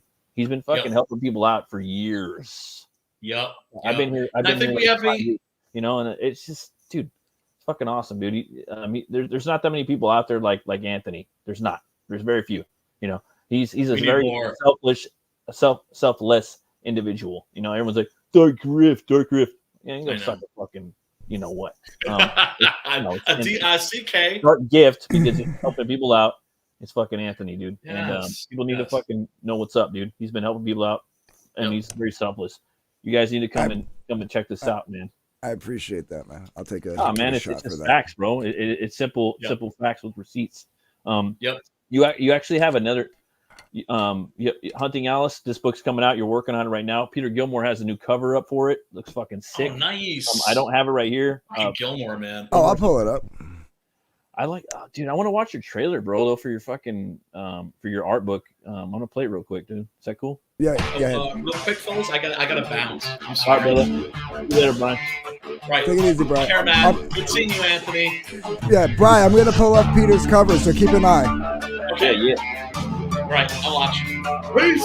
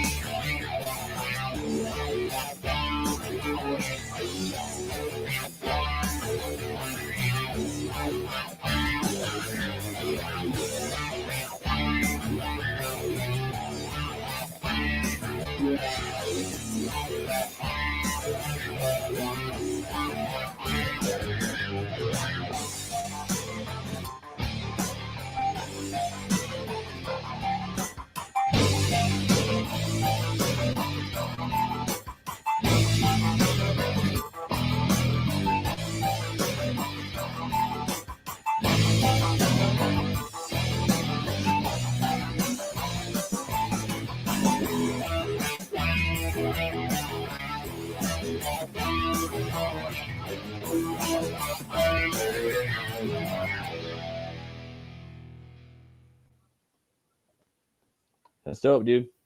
I like Thanks, that, brother. And you also have your book Hunting Alice right here, man. People can pick this can still pick this book up or back it. No, the campaign's closed, okay. And we hit a couple of snags. We're pretty late on it, but I was able to remove the obstacles that were in my way, and now the production has actually ramped up. We had a hiccup. Obviously, we needed a new variant cover, which I'll show Peter's here. He fucking banged it out quick and knocked it out of the park. Fast, dude. I seen that, dude. Yeah. And what you call it? But I got Doc Blalock actually helping me. He's taking my thumbnails that I've had, and he's laying down the layouts for me while I'm working on all this other shit I have to work on. Yeah. And then sending them to me so I could do the finishes. So that's dope, dude. No, I know my one of my favorite artists is doing that. You know, a lot of my homies do that too. You know what I mean? It's cool. You know. I don't know, it's man. just cool that when people need to, they rally. You know, in this community. It's that, but then from an artistic standpoint, dude. Like if one of my homies tells me to pencil and then they're gonna ink over it, it's a jam piece, bro. Like it's just dope. You know what I mean? Like I like to see when the two artists come together, what they do. You know what I mean? To create that the art.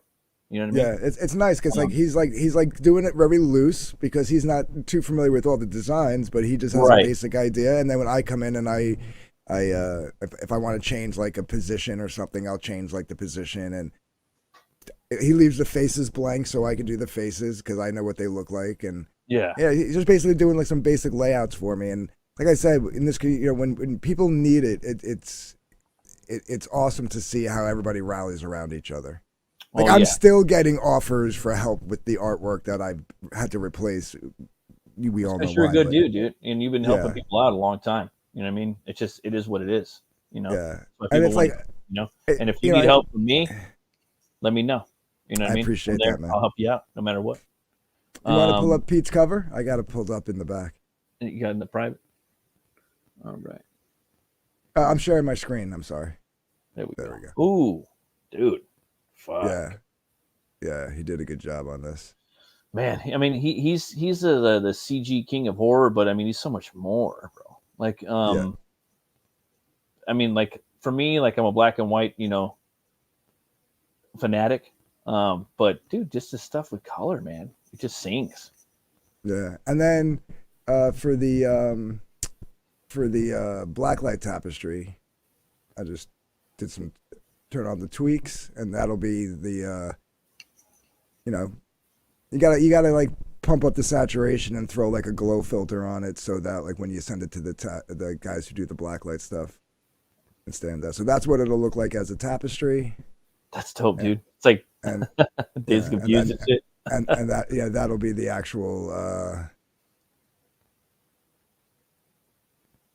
For the record, I'm not offering help for Anthony's campaign. You're welcome. Well, you helped it from the beginning, Jay. I wouldn't expect you to jump in and help out now.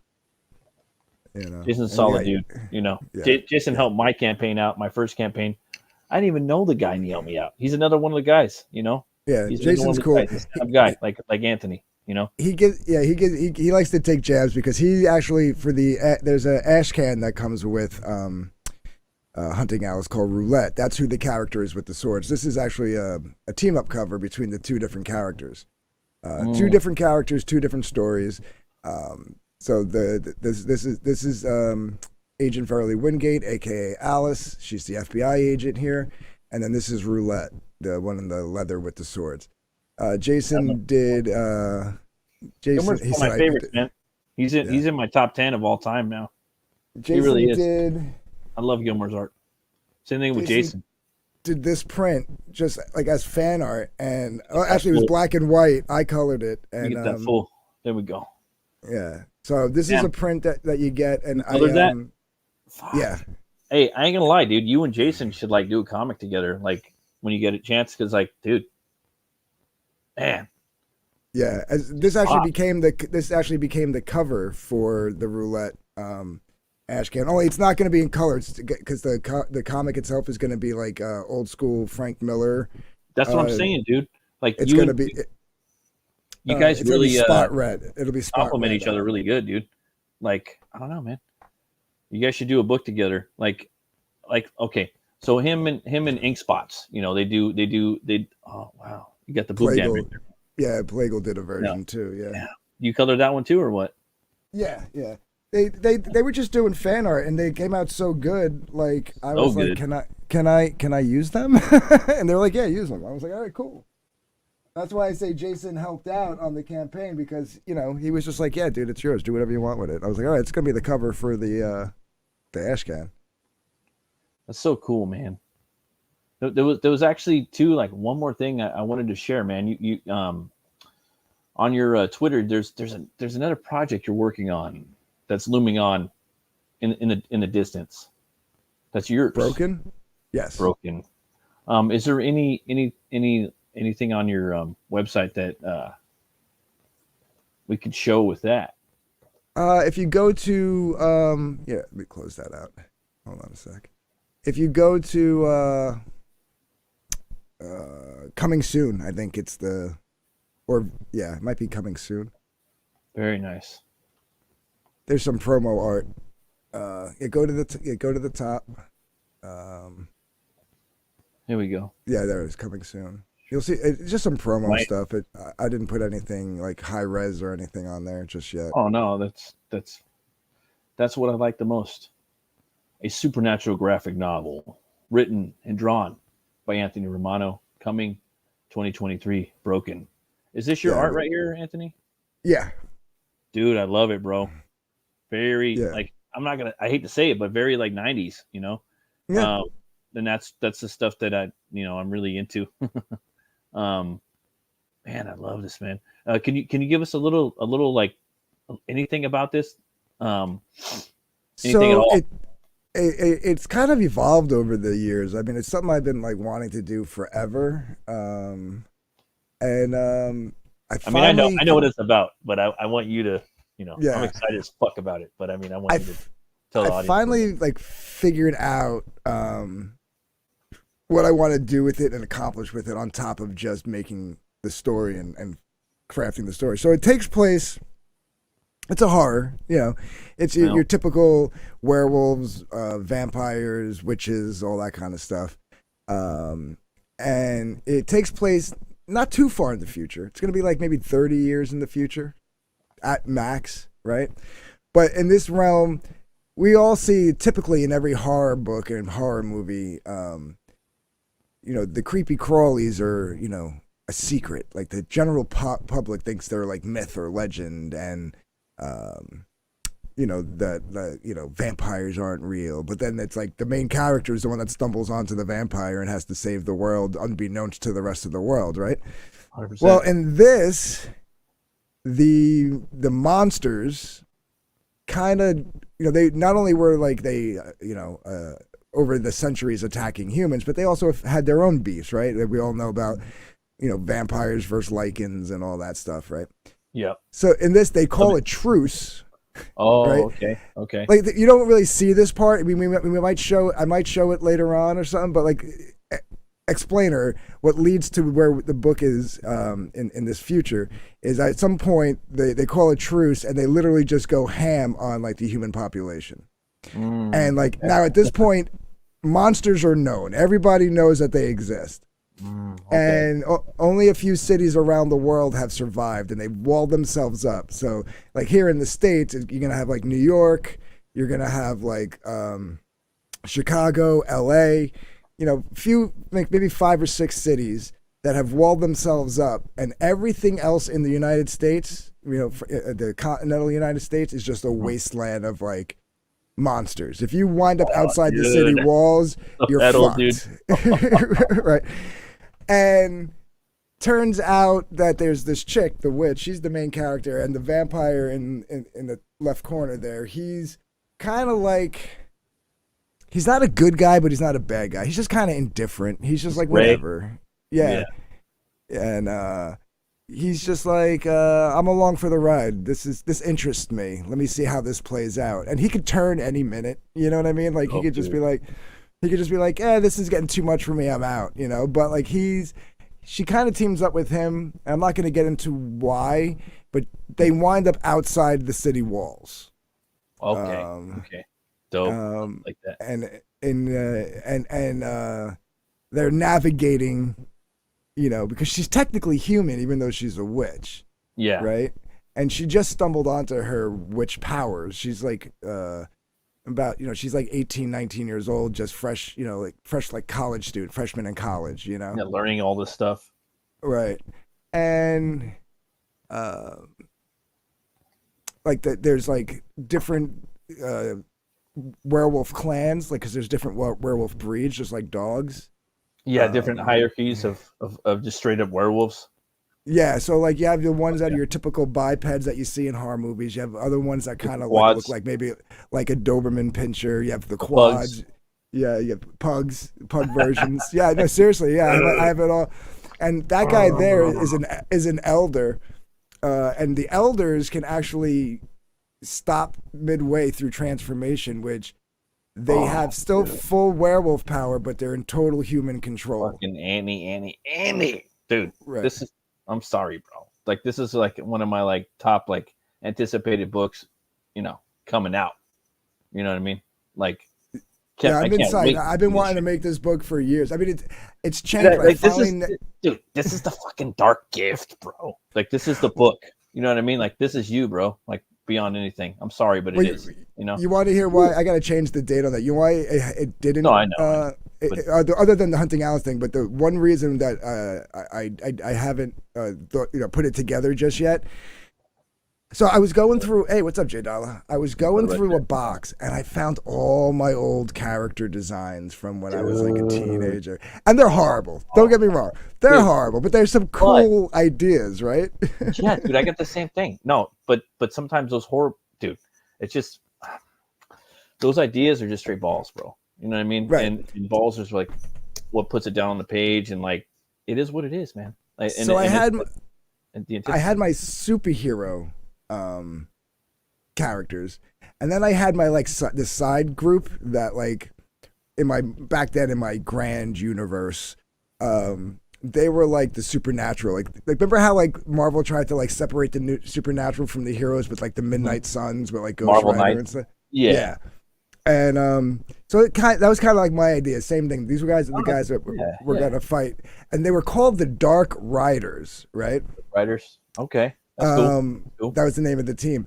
Now the name of my chat voted on their own name. Like everybody should name. You should always come up with a name for your chat. Like these guys should be like the metalheads or the whatever. You'll figure it out.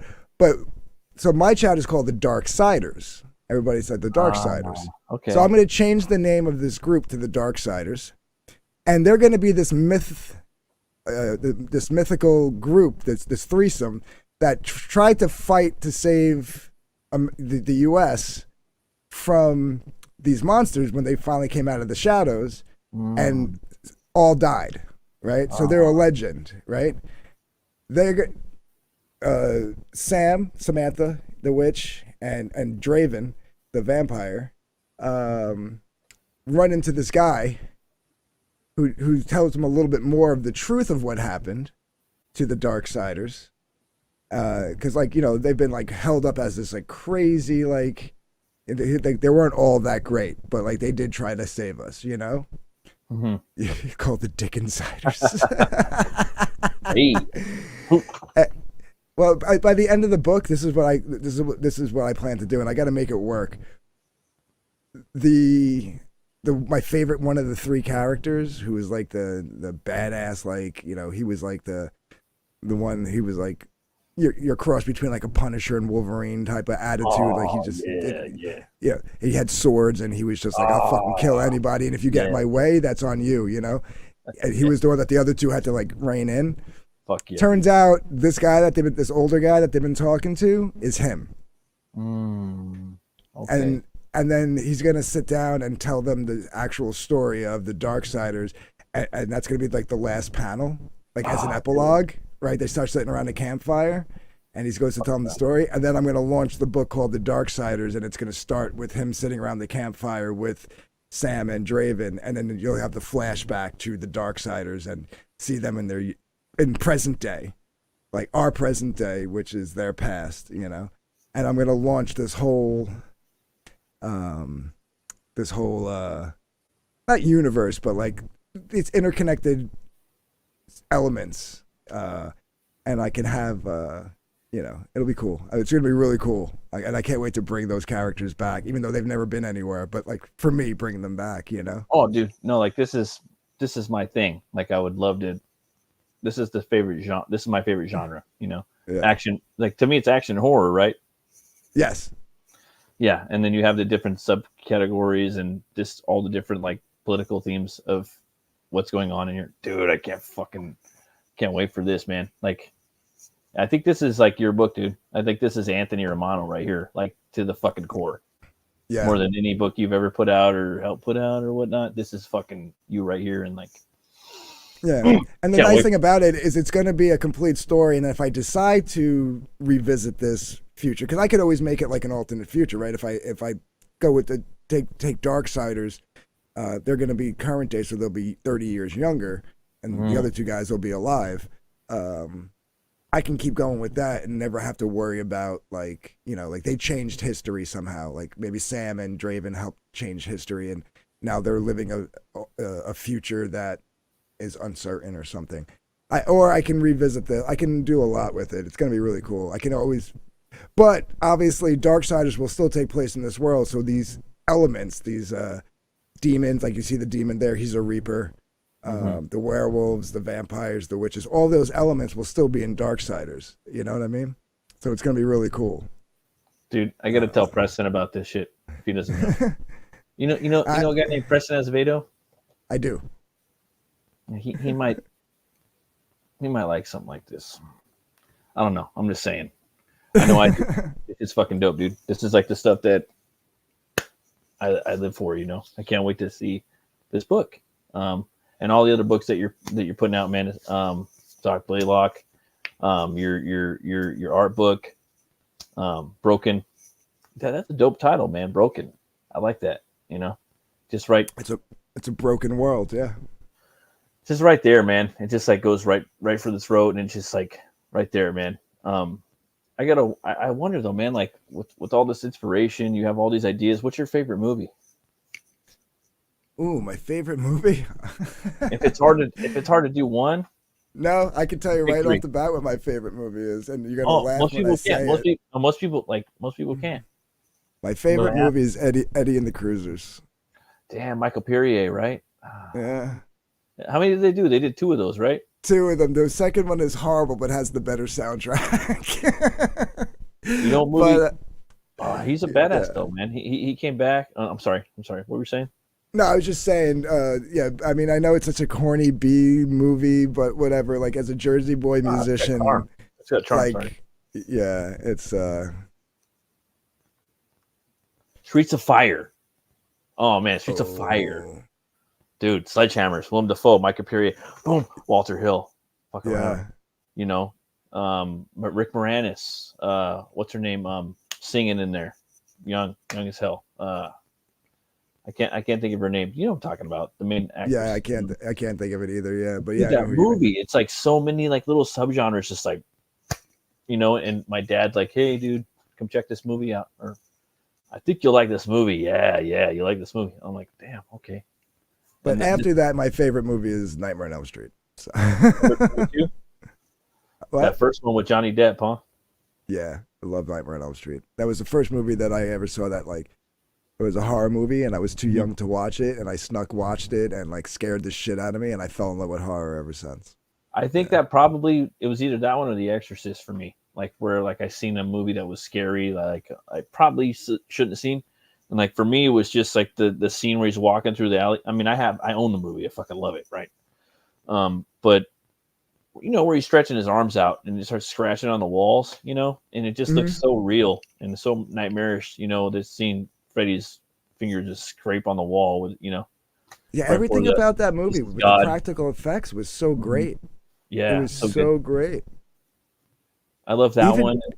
Even at the end when he punches through the window and grabs the mother and pulls her through the door, it happened so quick. It was such great camera work. They obviously took a dummy and just pulled it through the window, right? Like everybody knows it's a dummy, but there's something freaky about it and off-putting, right? And ultimately scary, so it's perfect. I love that movie. And for me, like my second favorite was The New Nightmare, and then Freddy vs. Jason. Fuck, dude, Freddy vs. Jason.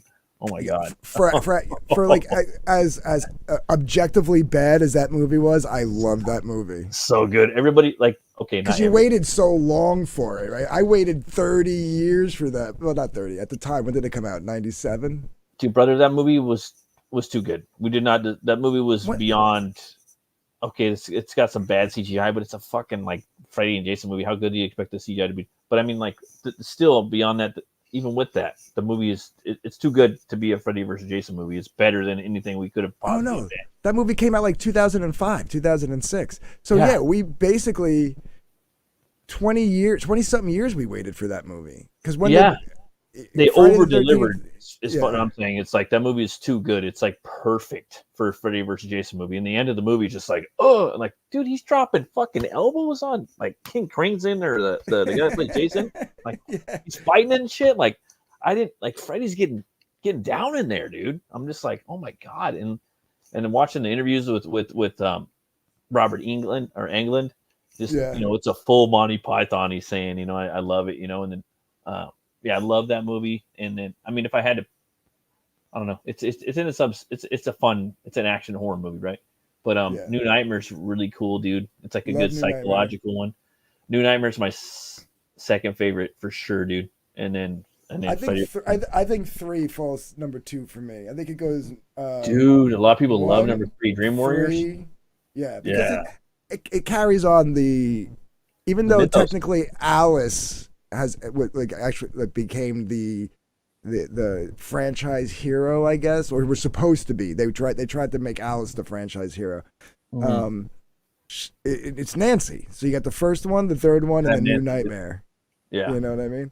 And then Jason and Freddy. And I don't mind 4 and 5. If you go back and watch 4 and 5, they're not bad. I mean, it just gets a little campy, right? Yeah, he just turns into Bugs Bunny. But I mean, he's Bugs Bunny at like 2, kind of, right? Yeah. Well, the worst one out of all of them is Freddy's Dead. I mean, come on. Freddy's Dead is the worst one. So that was the one. I don't know, man. Let's see here. Eddie and the Cruisers ST. I love Johnny Depp. I saw behind the soundtrack Texas Chainsaw with Richard Marx. I saw the band. He's talking about the band that actually did the music for Eddie and the Cruisers. That's John Cafferty and the Beaver Brown Band is the band that was the thing too with Eddie and the Cruisers. I swear to God that was Michael Paré singing. I thought it was too. He did a good job like syncing it up, right? Lip sync. He did a great job lip syncing, but like his voice and the singer's voice matched so well, right? He's got that. Jay Dolla's only Hellraiser is good. No, so like that first Hellraiser movie is the best. As far for the Hellraiser franchise. And I think number 2, Hellraiser 2, Bloodlines is my second favorite. Hellraiser 1, man, just had like the best special effects. It really sold it. Hellraiser 2 had really good lore, like really built a lore out of the hellscape. Oh yeah. Oh, that wasn't Bloodlines. That was Hellbound. Hellbound. I'm sorry. Yeah. And then my third favorite would ultimately be the remake. I like the remake. It was a little boring for a Hellraiser movie. There was some sleepy spots in there. I had to actually fall asleep and pause and come back and watch again. Overall, I thought it was a very, very well made movie. I like to read it. I mean, I thought the redesigns of the Cenobites was fun. I thought the puzzle box redesign was fun. I thought the world changing around was fun. I mean, it was cool, dude. Seeing Here's my complaint with Pinhead's design. I liked the idea that they were going for, that rather than wearing leather, it was the skin ripped off that made the design. No, leather's better. But with the red blood, and they made her so pale, and the lighting that they used, which was great lighting overall, but for that particular look, it made it look like she was wearing a red and white outfit, right? Because they didn't really focus on that Pinhead like they did in the other ones, where like she was on screen that much. So Like you just kept seeing, like, do you remember when Caliban in X-Men went from being that skinny little dude in the Morlocks to like the big muscle bound guy, and he had the red and white costume? Talking. He looked that design made it look like they were wearing a Caliban outfit. Yeah, it was just. 100%. But other than that, I liked where they were going with it. Like I liked the thought process. Like let's just make it ripped strands of flesh that make her outfit, you know. And it's like, all right, and then it's a chick in the book, you know. So like, well, it's not known. Like, it's very androgynous, so that's why the fact a lot of people are like, oh, they got a trans woman, and it's like, yeah, but they didn't even play that up, and like you don't even know because I mean they're dressed up like Pinhead. You know what I mean? She's a tranny, or she's a tranny? Yeah, the actress that played. It's a dude. Yeah, I didn't know that. Yeah, but like, yeah, that's the thing. They didn't really hype it up.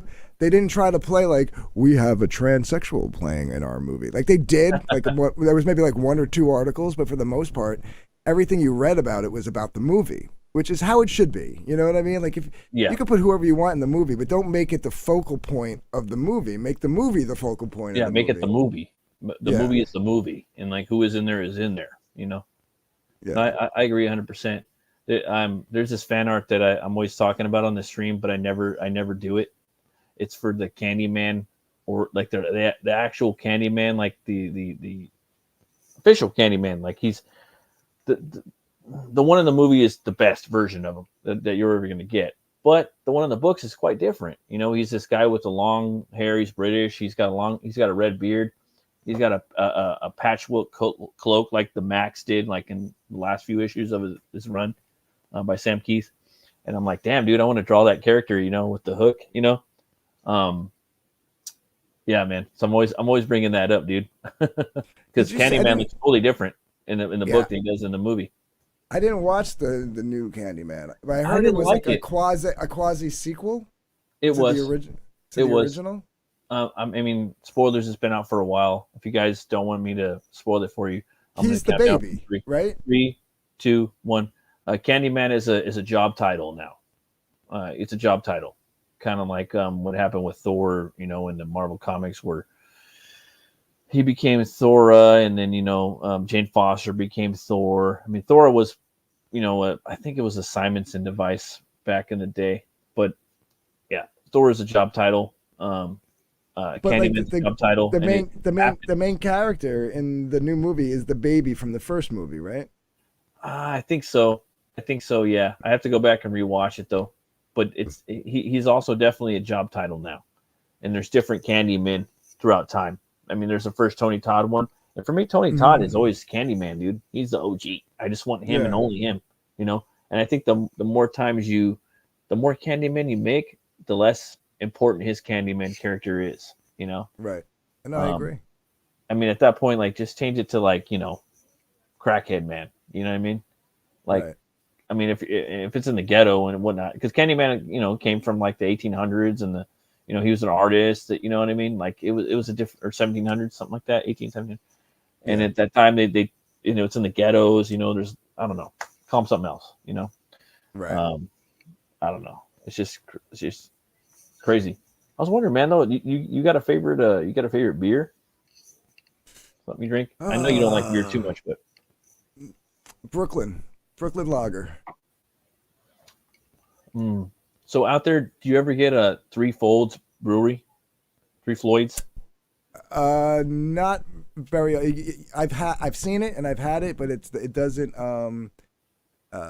it doesn't really make its way out unless it's like a place that's like big and like they get a lot of like small brewery beers in. Yeah. Are you serious? Yeah. What about? I mean, I don't know if you go to stores out there, but like beverage warehouses and whatnot. Do you see the Three Floyds brew out there at all? Yeah, I mean, I've seen it. Yeah. Oh, okay. It's like I said, it's just like it's far and few in between. Like it has to be a really big like liquor store emporium where they actually bring in a lot of like different micro brew inventories and craft beer inventories. And otherwise, if you go to a regular liquor store, you're not going to find it. Yeah, it's just like, I don't know, man. Ooh. This is my show now. Yeah, I don't know what happened. I think he clicked on the wrong thing. I was just going to excuse myself to run to the little boys' room real quick too. This is awkward. Hex Allen says, "Oh shit, crackhead man, I'm taking that one." You go for it, my friend. Yeah. There he is. Sorry about that. Oh shit, crackhead man, I'm taking that one. Yeah, I was just about to go read the chat. Jason said he drops out from time to time. I'm gonna be right back. I just gotta run to the little boys' room real quick. For sure. And when you get back, I'm gonna get a drink. I don't know, Hex. I don't know. Did you see the new Candyman, dude? Did you like it? Brian Christgau liked it. I didn't like it. I didn't like it at all, man. I really didn't like it. Compared to because the first Candyman is like art house horror, dude. It's fucking dope. The second one's really cool too. Farewell to the Flesh. I don't know, man. I didn't like the new one. I did not like it. I didn't like the job title of Candyman. I think Tony Todd should ultimately be Candyman all the time. I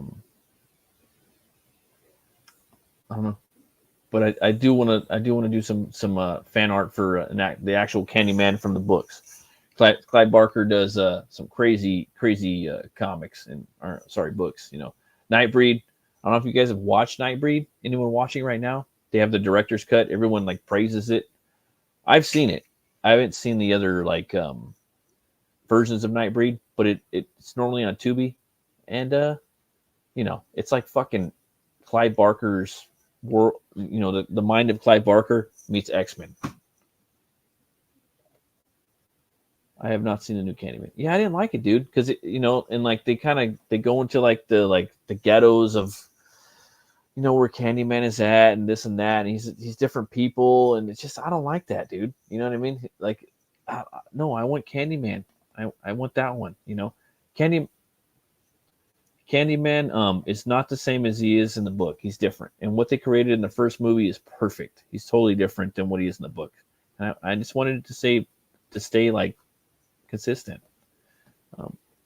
I don't like the actor because he ruined Dr. Manhattan.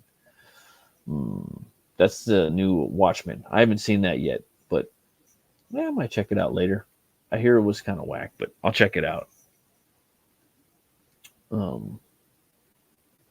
Yeah, man. You heard any new bands lately, dude? That you like? I know, because on my show I play bands that bands I like, and usually I ain't gonna lie. If there's a band I like and they got a new tune out, I'm gonna play it. I don't play the deep cut shit that I fucking love by them, but I want people to hear the new shit and stay current, and I want people to check out these bands that I fucking like and I really love, and I want them to give them a listen, But what about you, brother? I haven't really been keeping my ear to the circuit as much as I used to. I have been going around following a lot of what I call the indie YouTube musicians. 100%. They do the cover songs. You go watch their videos, and then in the at the end they go click the link at the bottom and go check out our music. And it's great. I mean, there's a lot to learn there about the marketing. You know what I mean? Because they're doing it.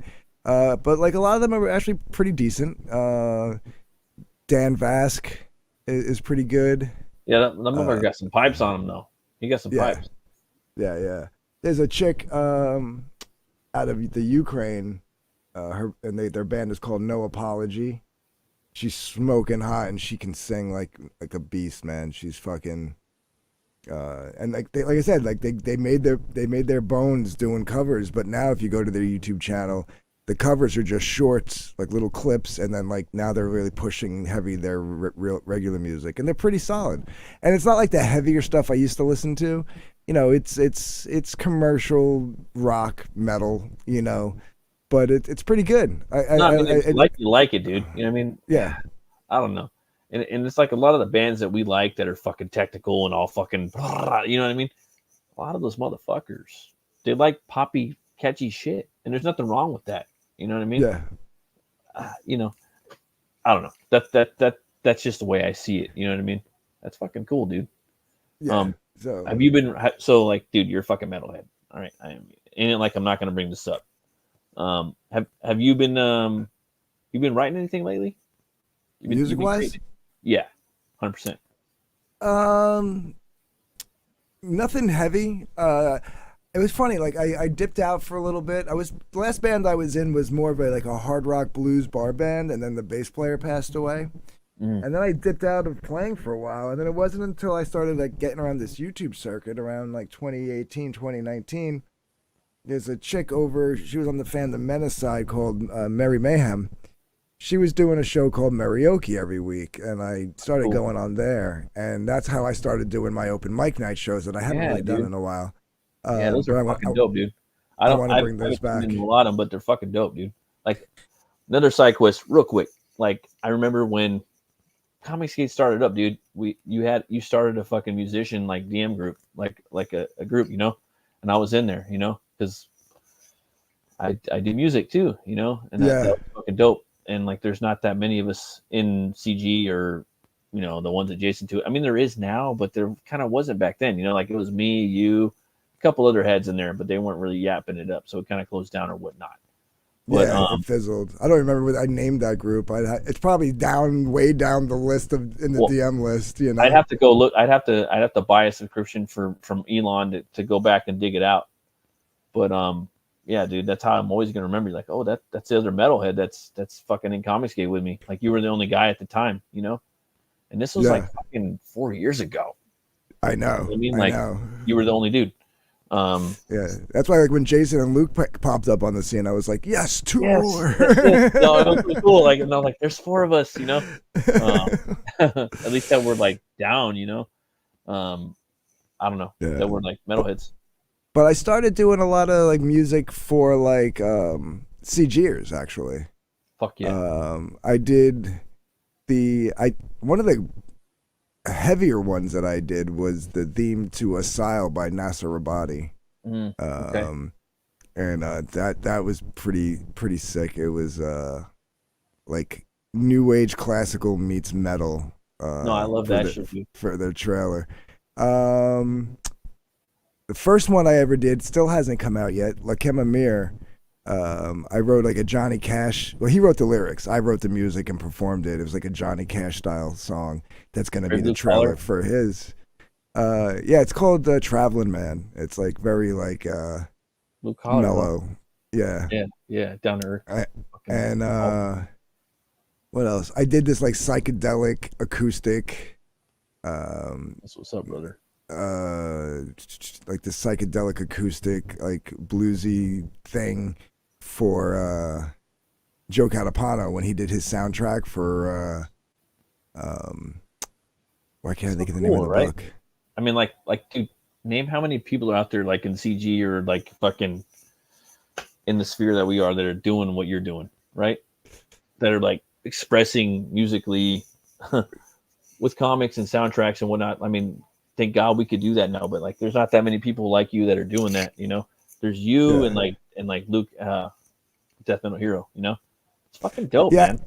And I've been experimenting with my own cover songs. I just put out my very first music video last year, and I did a very slowed down acoustic version of Duran Duran's "Come Undone."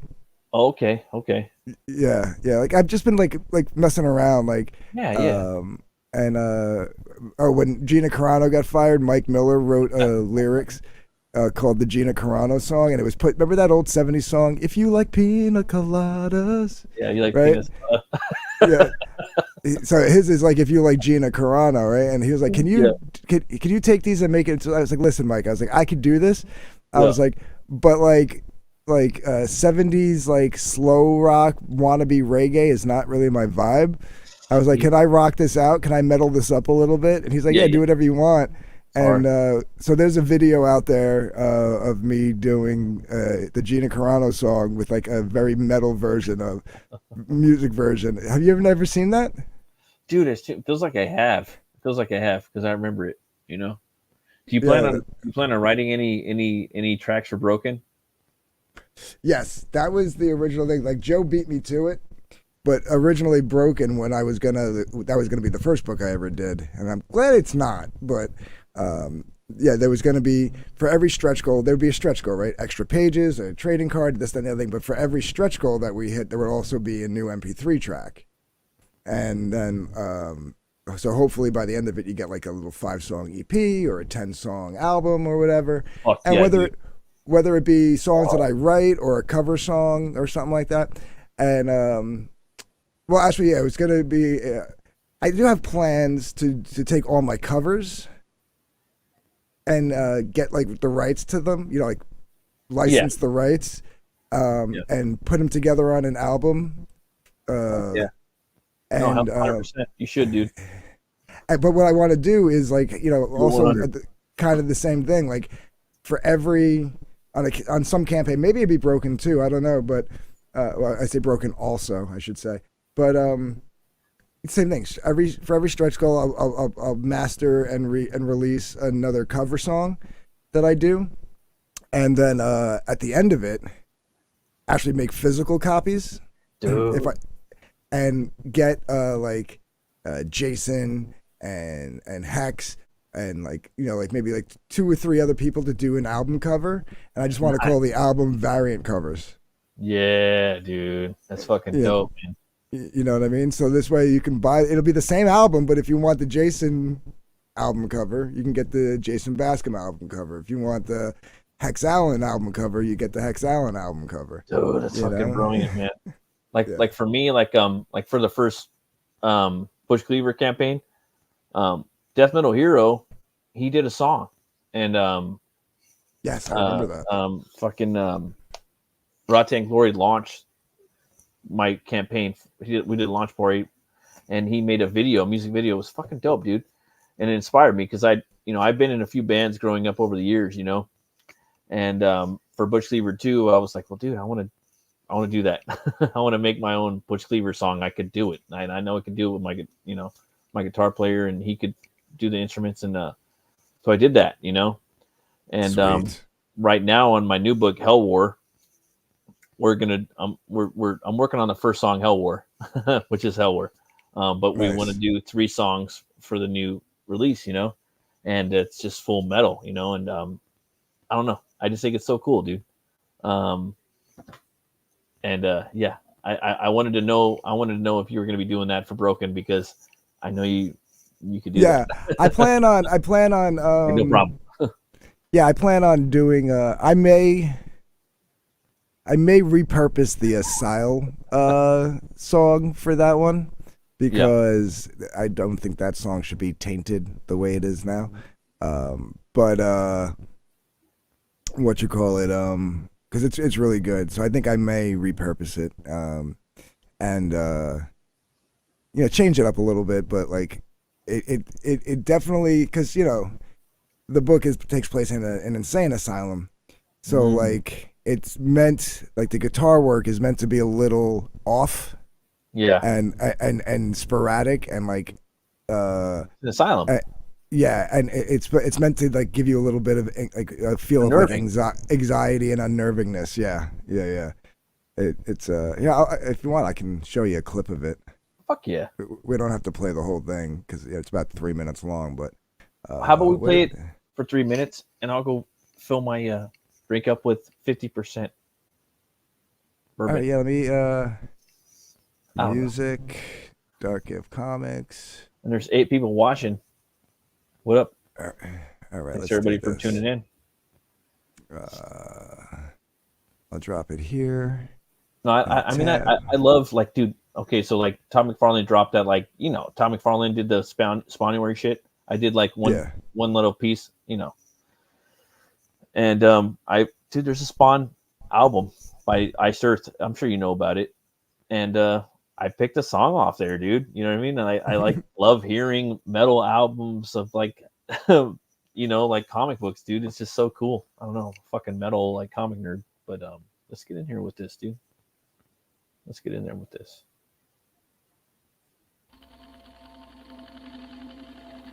I'll be right back. Here we go.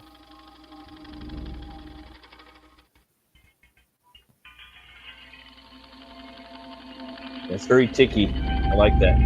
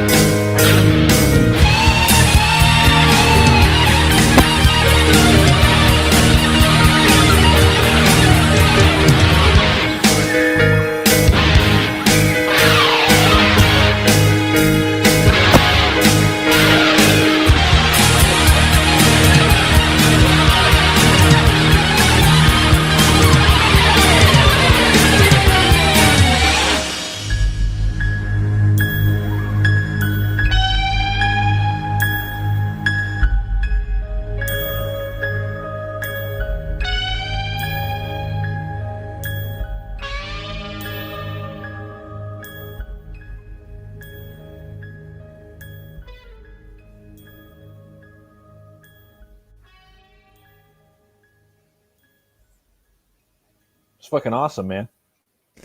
Yeah, in the middle, I was on a time limit for that one, and I had to have it ready for their launch, and I was still recording parts of it like the morning of. Oh fuck! And I popped the high E string on my guitar and had to finish recording some of those solos without the high E string. And you actually hear the pop in one of the. I left it in the recording because it was like you just hear it go. No, it's not good, and it's art, right? Like it's part of the canvas.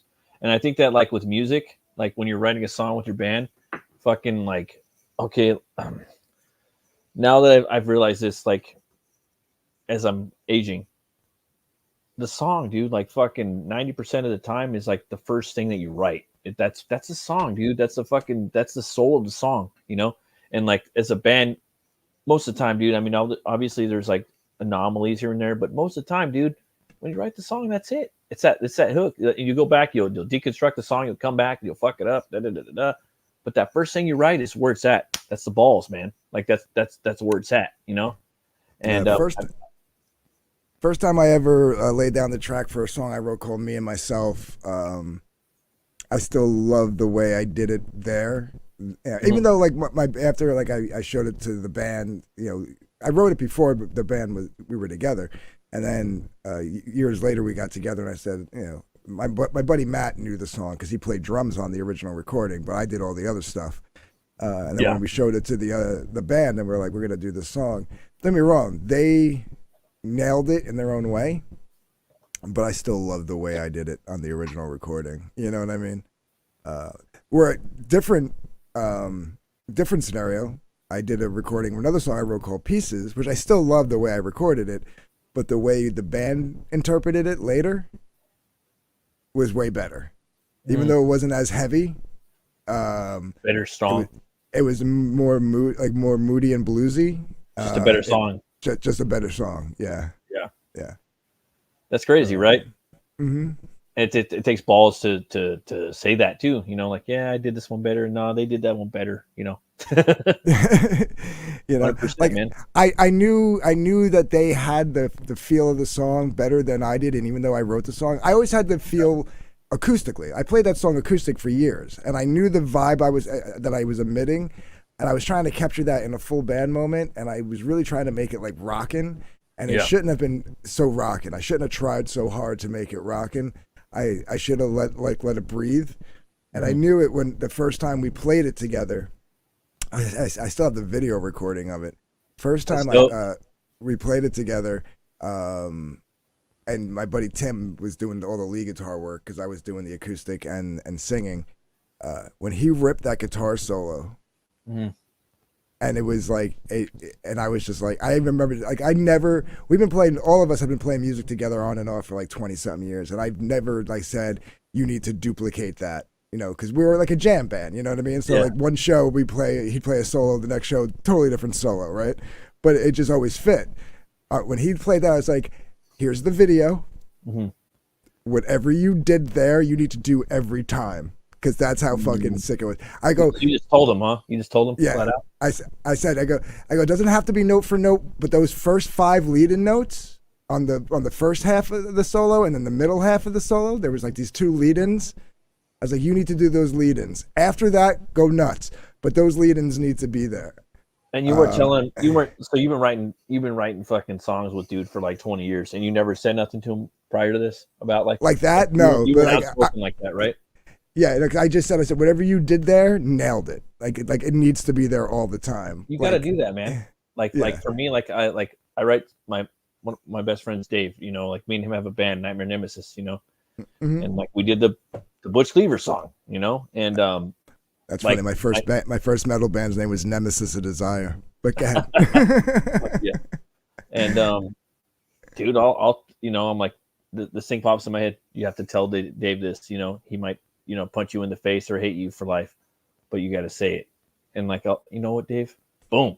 And he's like, oh, okay, cool. You know, that's dope. No, you're right. And I'm like, no, I don't like that. You know, like it's just weird, you know, like just telling people, you know, and like telling your buddies, you know, like for me, it comes from a place of artistic love, you know, how I feel about it, you know, and if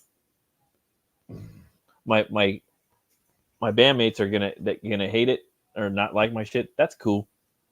But that's that's cool that you said that. It's hard sometimes though, it's hard to tell people depending on their personality, dude, because like everybody's different, like it's a case by case basis. Yeah, he was never really like, that like egotistical, but it was like, it was just, and like, we just, again, we were the type, we had been playing music together so long that like, at this point in 2010, this is back in 2010, between 2010 and 2016, we would just book a show like once a month, once every 2 months, and not practice. We would just show up to the show and play because we already knew. Gangster as fuck. Yeah, we already knew each other's styles and stuff. We've already played these songs hundreds and hundreds of times together. Gangster. No, but dude, that's fucking dope, dude.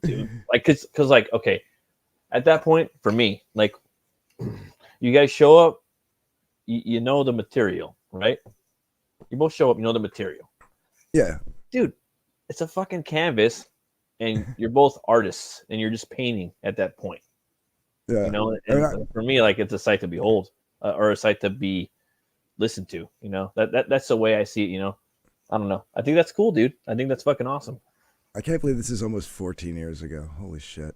Oh, dude, don't even tell me, dude. I have videos of me on YouTube playing live in Long Beach, and I'm just like, I mean, I have a video, but I don't show anybody, but I'm just like, I do. I don't care. And I'm wearing a shirt with the Joker of Heath Ledger on it before the Dark Knight even came out, right? Especially this show. I'm like, I like that Joker, and I'm gonna like, I don't know if he's gonna be good in the movie, but I'm gonna wear that shirt because I like the way he looks in the picture. Boom, and we had so much fun at this show, right? So like me and the drummer, we've been best friends since like the 6th grade. Like me and him, like we're brothers, right? At this point, dude. That's fucking crazy, dude. Tim, the guitar player, we've known since we were juniors in high. Me and Matt were juniors, and he was like freshman or a sophomore, or we were seniors, and he was. I don't remember. Yeah, I think we were seniors, and he was a sophomore when we met him. And he was in our first metal, like our second metal band called Morbid Anatomy, and he actually played. He played bass. That's a dope name, dude. We went into a medical book and just like looked up like some really raunchy disease, and it happened to be the name of a disease. Yeah. Okay. That's what Carcass did. Dude. They're medical metal. I love Carcass. Melodic, medical, death metal. Yeah. But Tim, better guitar player than me and Sean, who was in that band or what have you, but played bass just to hang out and play music with us. So the three of us have been playing music together. And TJ, the bass player, this was his first show with us. He's 10 years younger than us. He was friends with Matt's brother when they were kids. And he was. He's the guy that passed away in 2016. But he is a better guitar player than me and Tim put together, and he came in and started playing bass for us just so he can hang out with us and play music. Isn't that weird though? Like you just meet some dude that's just comes like, dude, get the fuck out of here. And he's like fucking 1,000 years younger than you. He's like, get the fuck out of here. Yeah. But he didn't care. He was just like, like, yo, man. He's like, he just loved us. Like, he looked up to me and Matt. Like I said, we've known.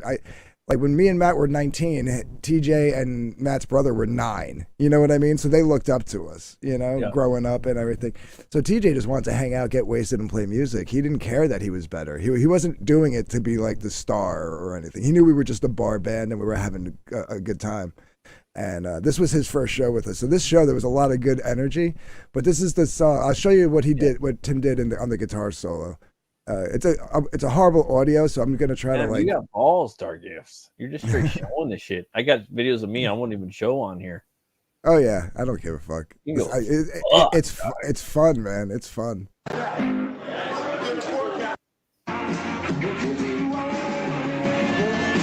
you right there. Yeah. That's me back when I had long hair. Why don't you grow your hair? I cut it after like 18 years and I donated it just for a change, and then I was going to grow it back. That was the plan. And then I left my job that I was at and got the job where I'm at now, and they don't allow long hair, so I just never grew it back. Yeah, I grew it back. I grew my hair like right now because my job let me, so I'm like, okay, before it falls out. I'm 40 now, so I'm just like, I'm gonna grow my hair out, Well, here's the thing: the big boss has been like kind of allowed to draw, Yeah, the big boss has been weaning himself out. Like I think he's on the verge of retiring. So I think I'm going to start just pushing the envelope and see how far I can get and see if he says anything. Yeah, it's a fight to have long hair. You know what I mean? Like metalheads, it's like fuck you guys.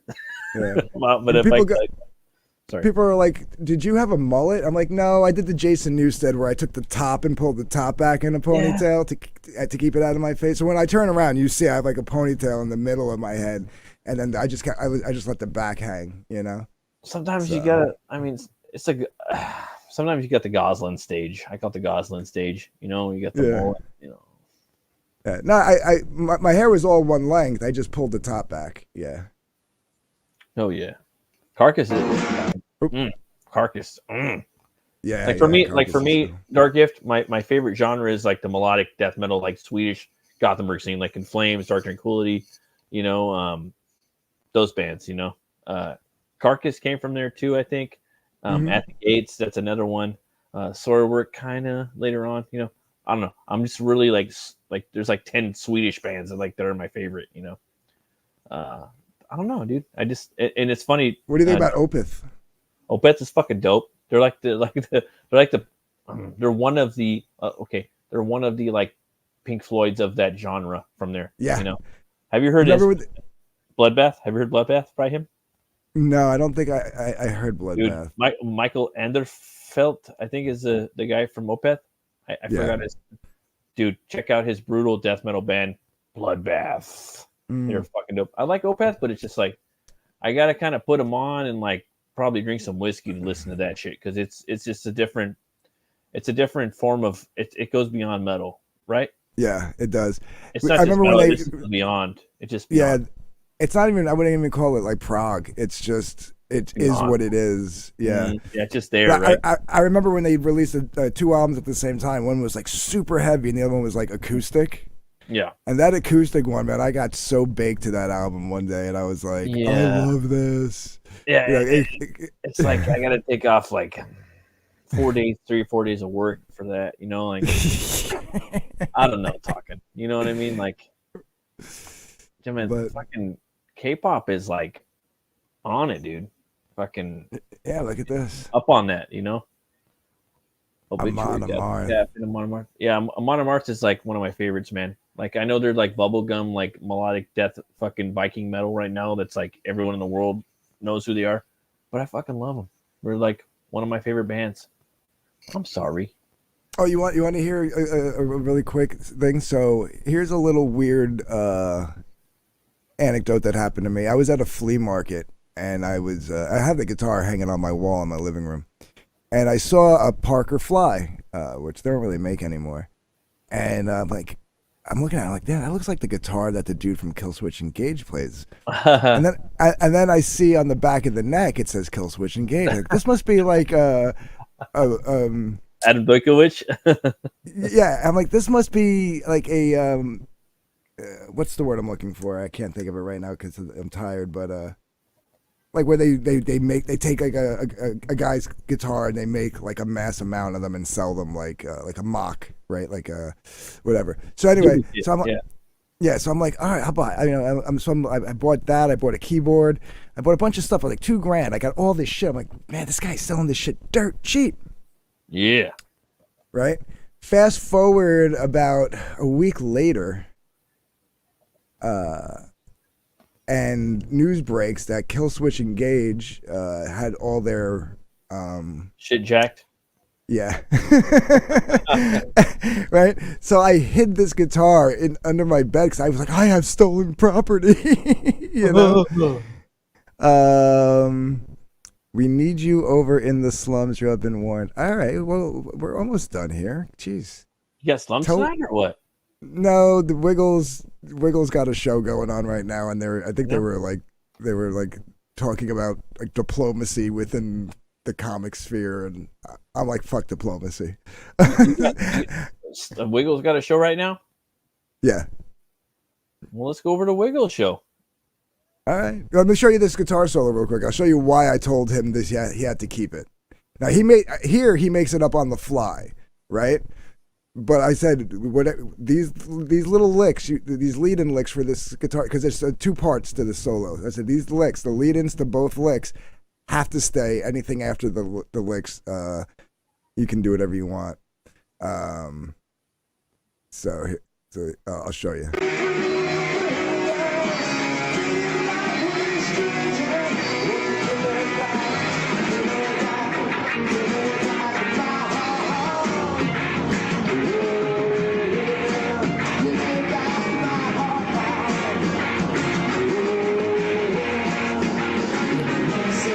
Oh.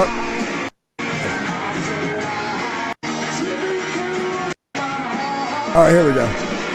Damn, Darkgift. How old were you there? Like 19? No. This was 2010, so 14 years ago. I'm gonna be 48, so I was 34. Fuck you.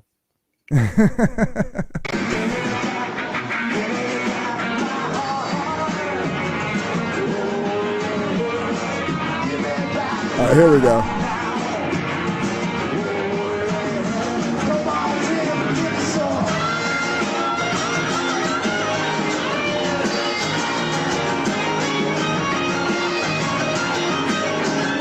Oh, not right there.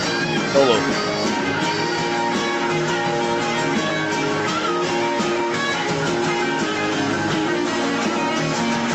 All right, right here, right here.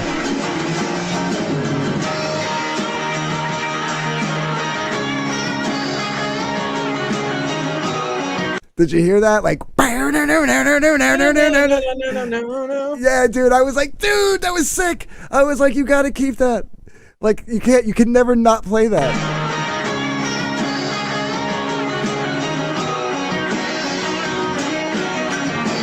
Is that a Jackson SG? He's playing the Jackson SG? No, that's a Gibson. A Gibson SG. Yeah, it's a Les Paul SG, yeah. Sorry, I said Jackson. Sorry. Yeah, and but dude, like I was like, it said like he just That's fed my off. played. Like the three of us just feed off each other. Like I could feel what he's gonna do with the drums, so I know what to do rhythm wise on the guitar, and Tim will know what to do lead wise, and vice versa, back and forth. I can't even imagine like what I would do in a band now. Like just from like the knowledge, like just. Oh man, fuck, dude. Like I wish I could be like. I really want to play in a band, dude. I want to play shows. I want to play like 4 shows a year, like 4 festivals would be my thing, you know? I want to jam every other week, you know? This was my I tried setting up a YouTube channel for us, and then the guy passed away, so we never like really fuck. Yeah. That's what I'm talking about, man. Anthony, you know what I'm saying, dude? Like, I want to play fucking live shows, bro. Do you know what I'm saying? I know. Bro? There's nothing better than playing a live show. I don't care if you're doing a solo acoustic thing or if you're on a stage in front of. Like, life is fleeting, bro. Like, fuck, man. You know what I mean? I know. I'm gonna do it again. I wish my buddy Matt. He just last year moved to Michigan, so like I'm out a drummer, and my best friend lives in South Carolina, dude. Like my best friend Dave, dude, he does the drums, guitars, the drums and guitars, not the vocals, but and the keyboards. I do the vocals, and he does the bass. The only thing I do is write the lyrics and do the vocals.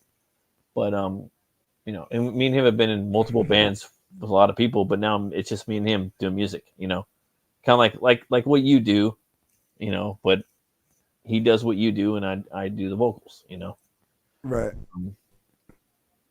Yeah, but if anybody wants to go check out the other stuff, there's some cool like from that live show. You can go. It's hard to search because it's One Shot Too Many, but if you put at One Shot Too Many music, it should come up.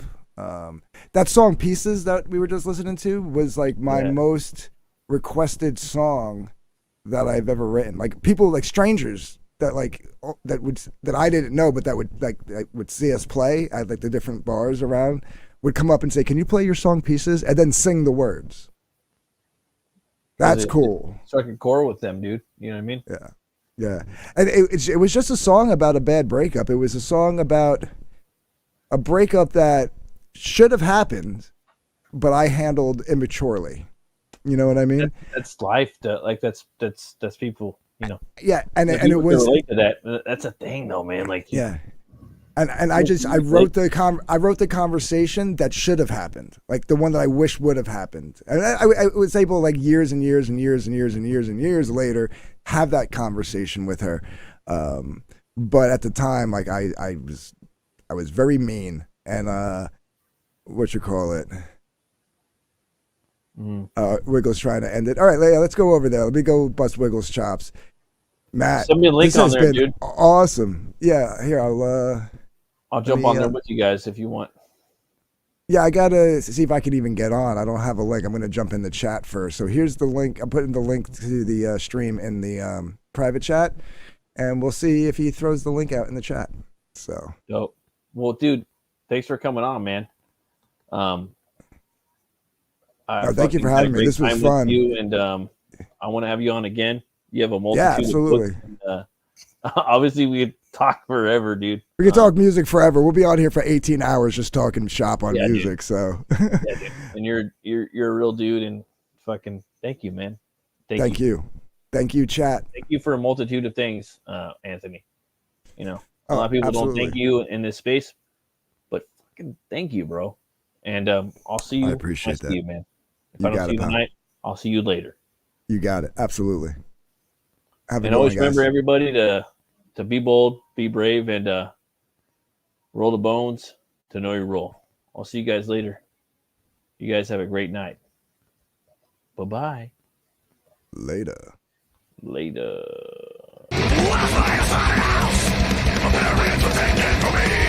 Given a knife to break down all the meat and bring up the blade to cut down all the beats. Tell me nothing left. The baby ever kept. The brand name was open. Get the time to drink up with the fear in the eyes of everyone that goes by me. And I felt the cold still entering my body from all sides. I awakened from a cold cocoon inside a skeletal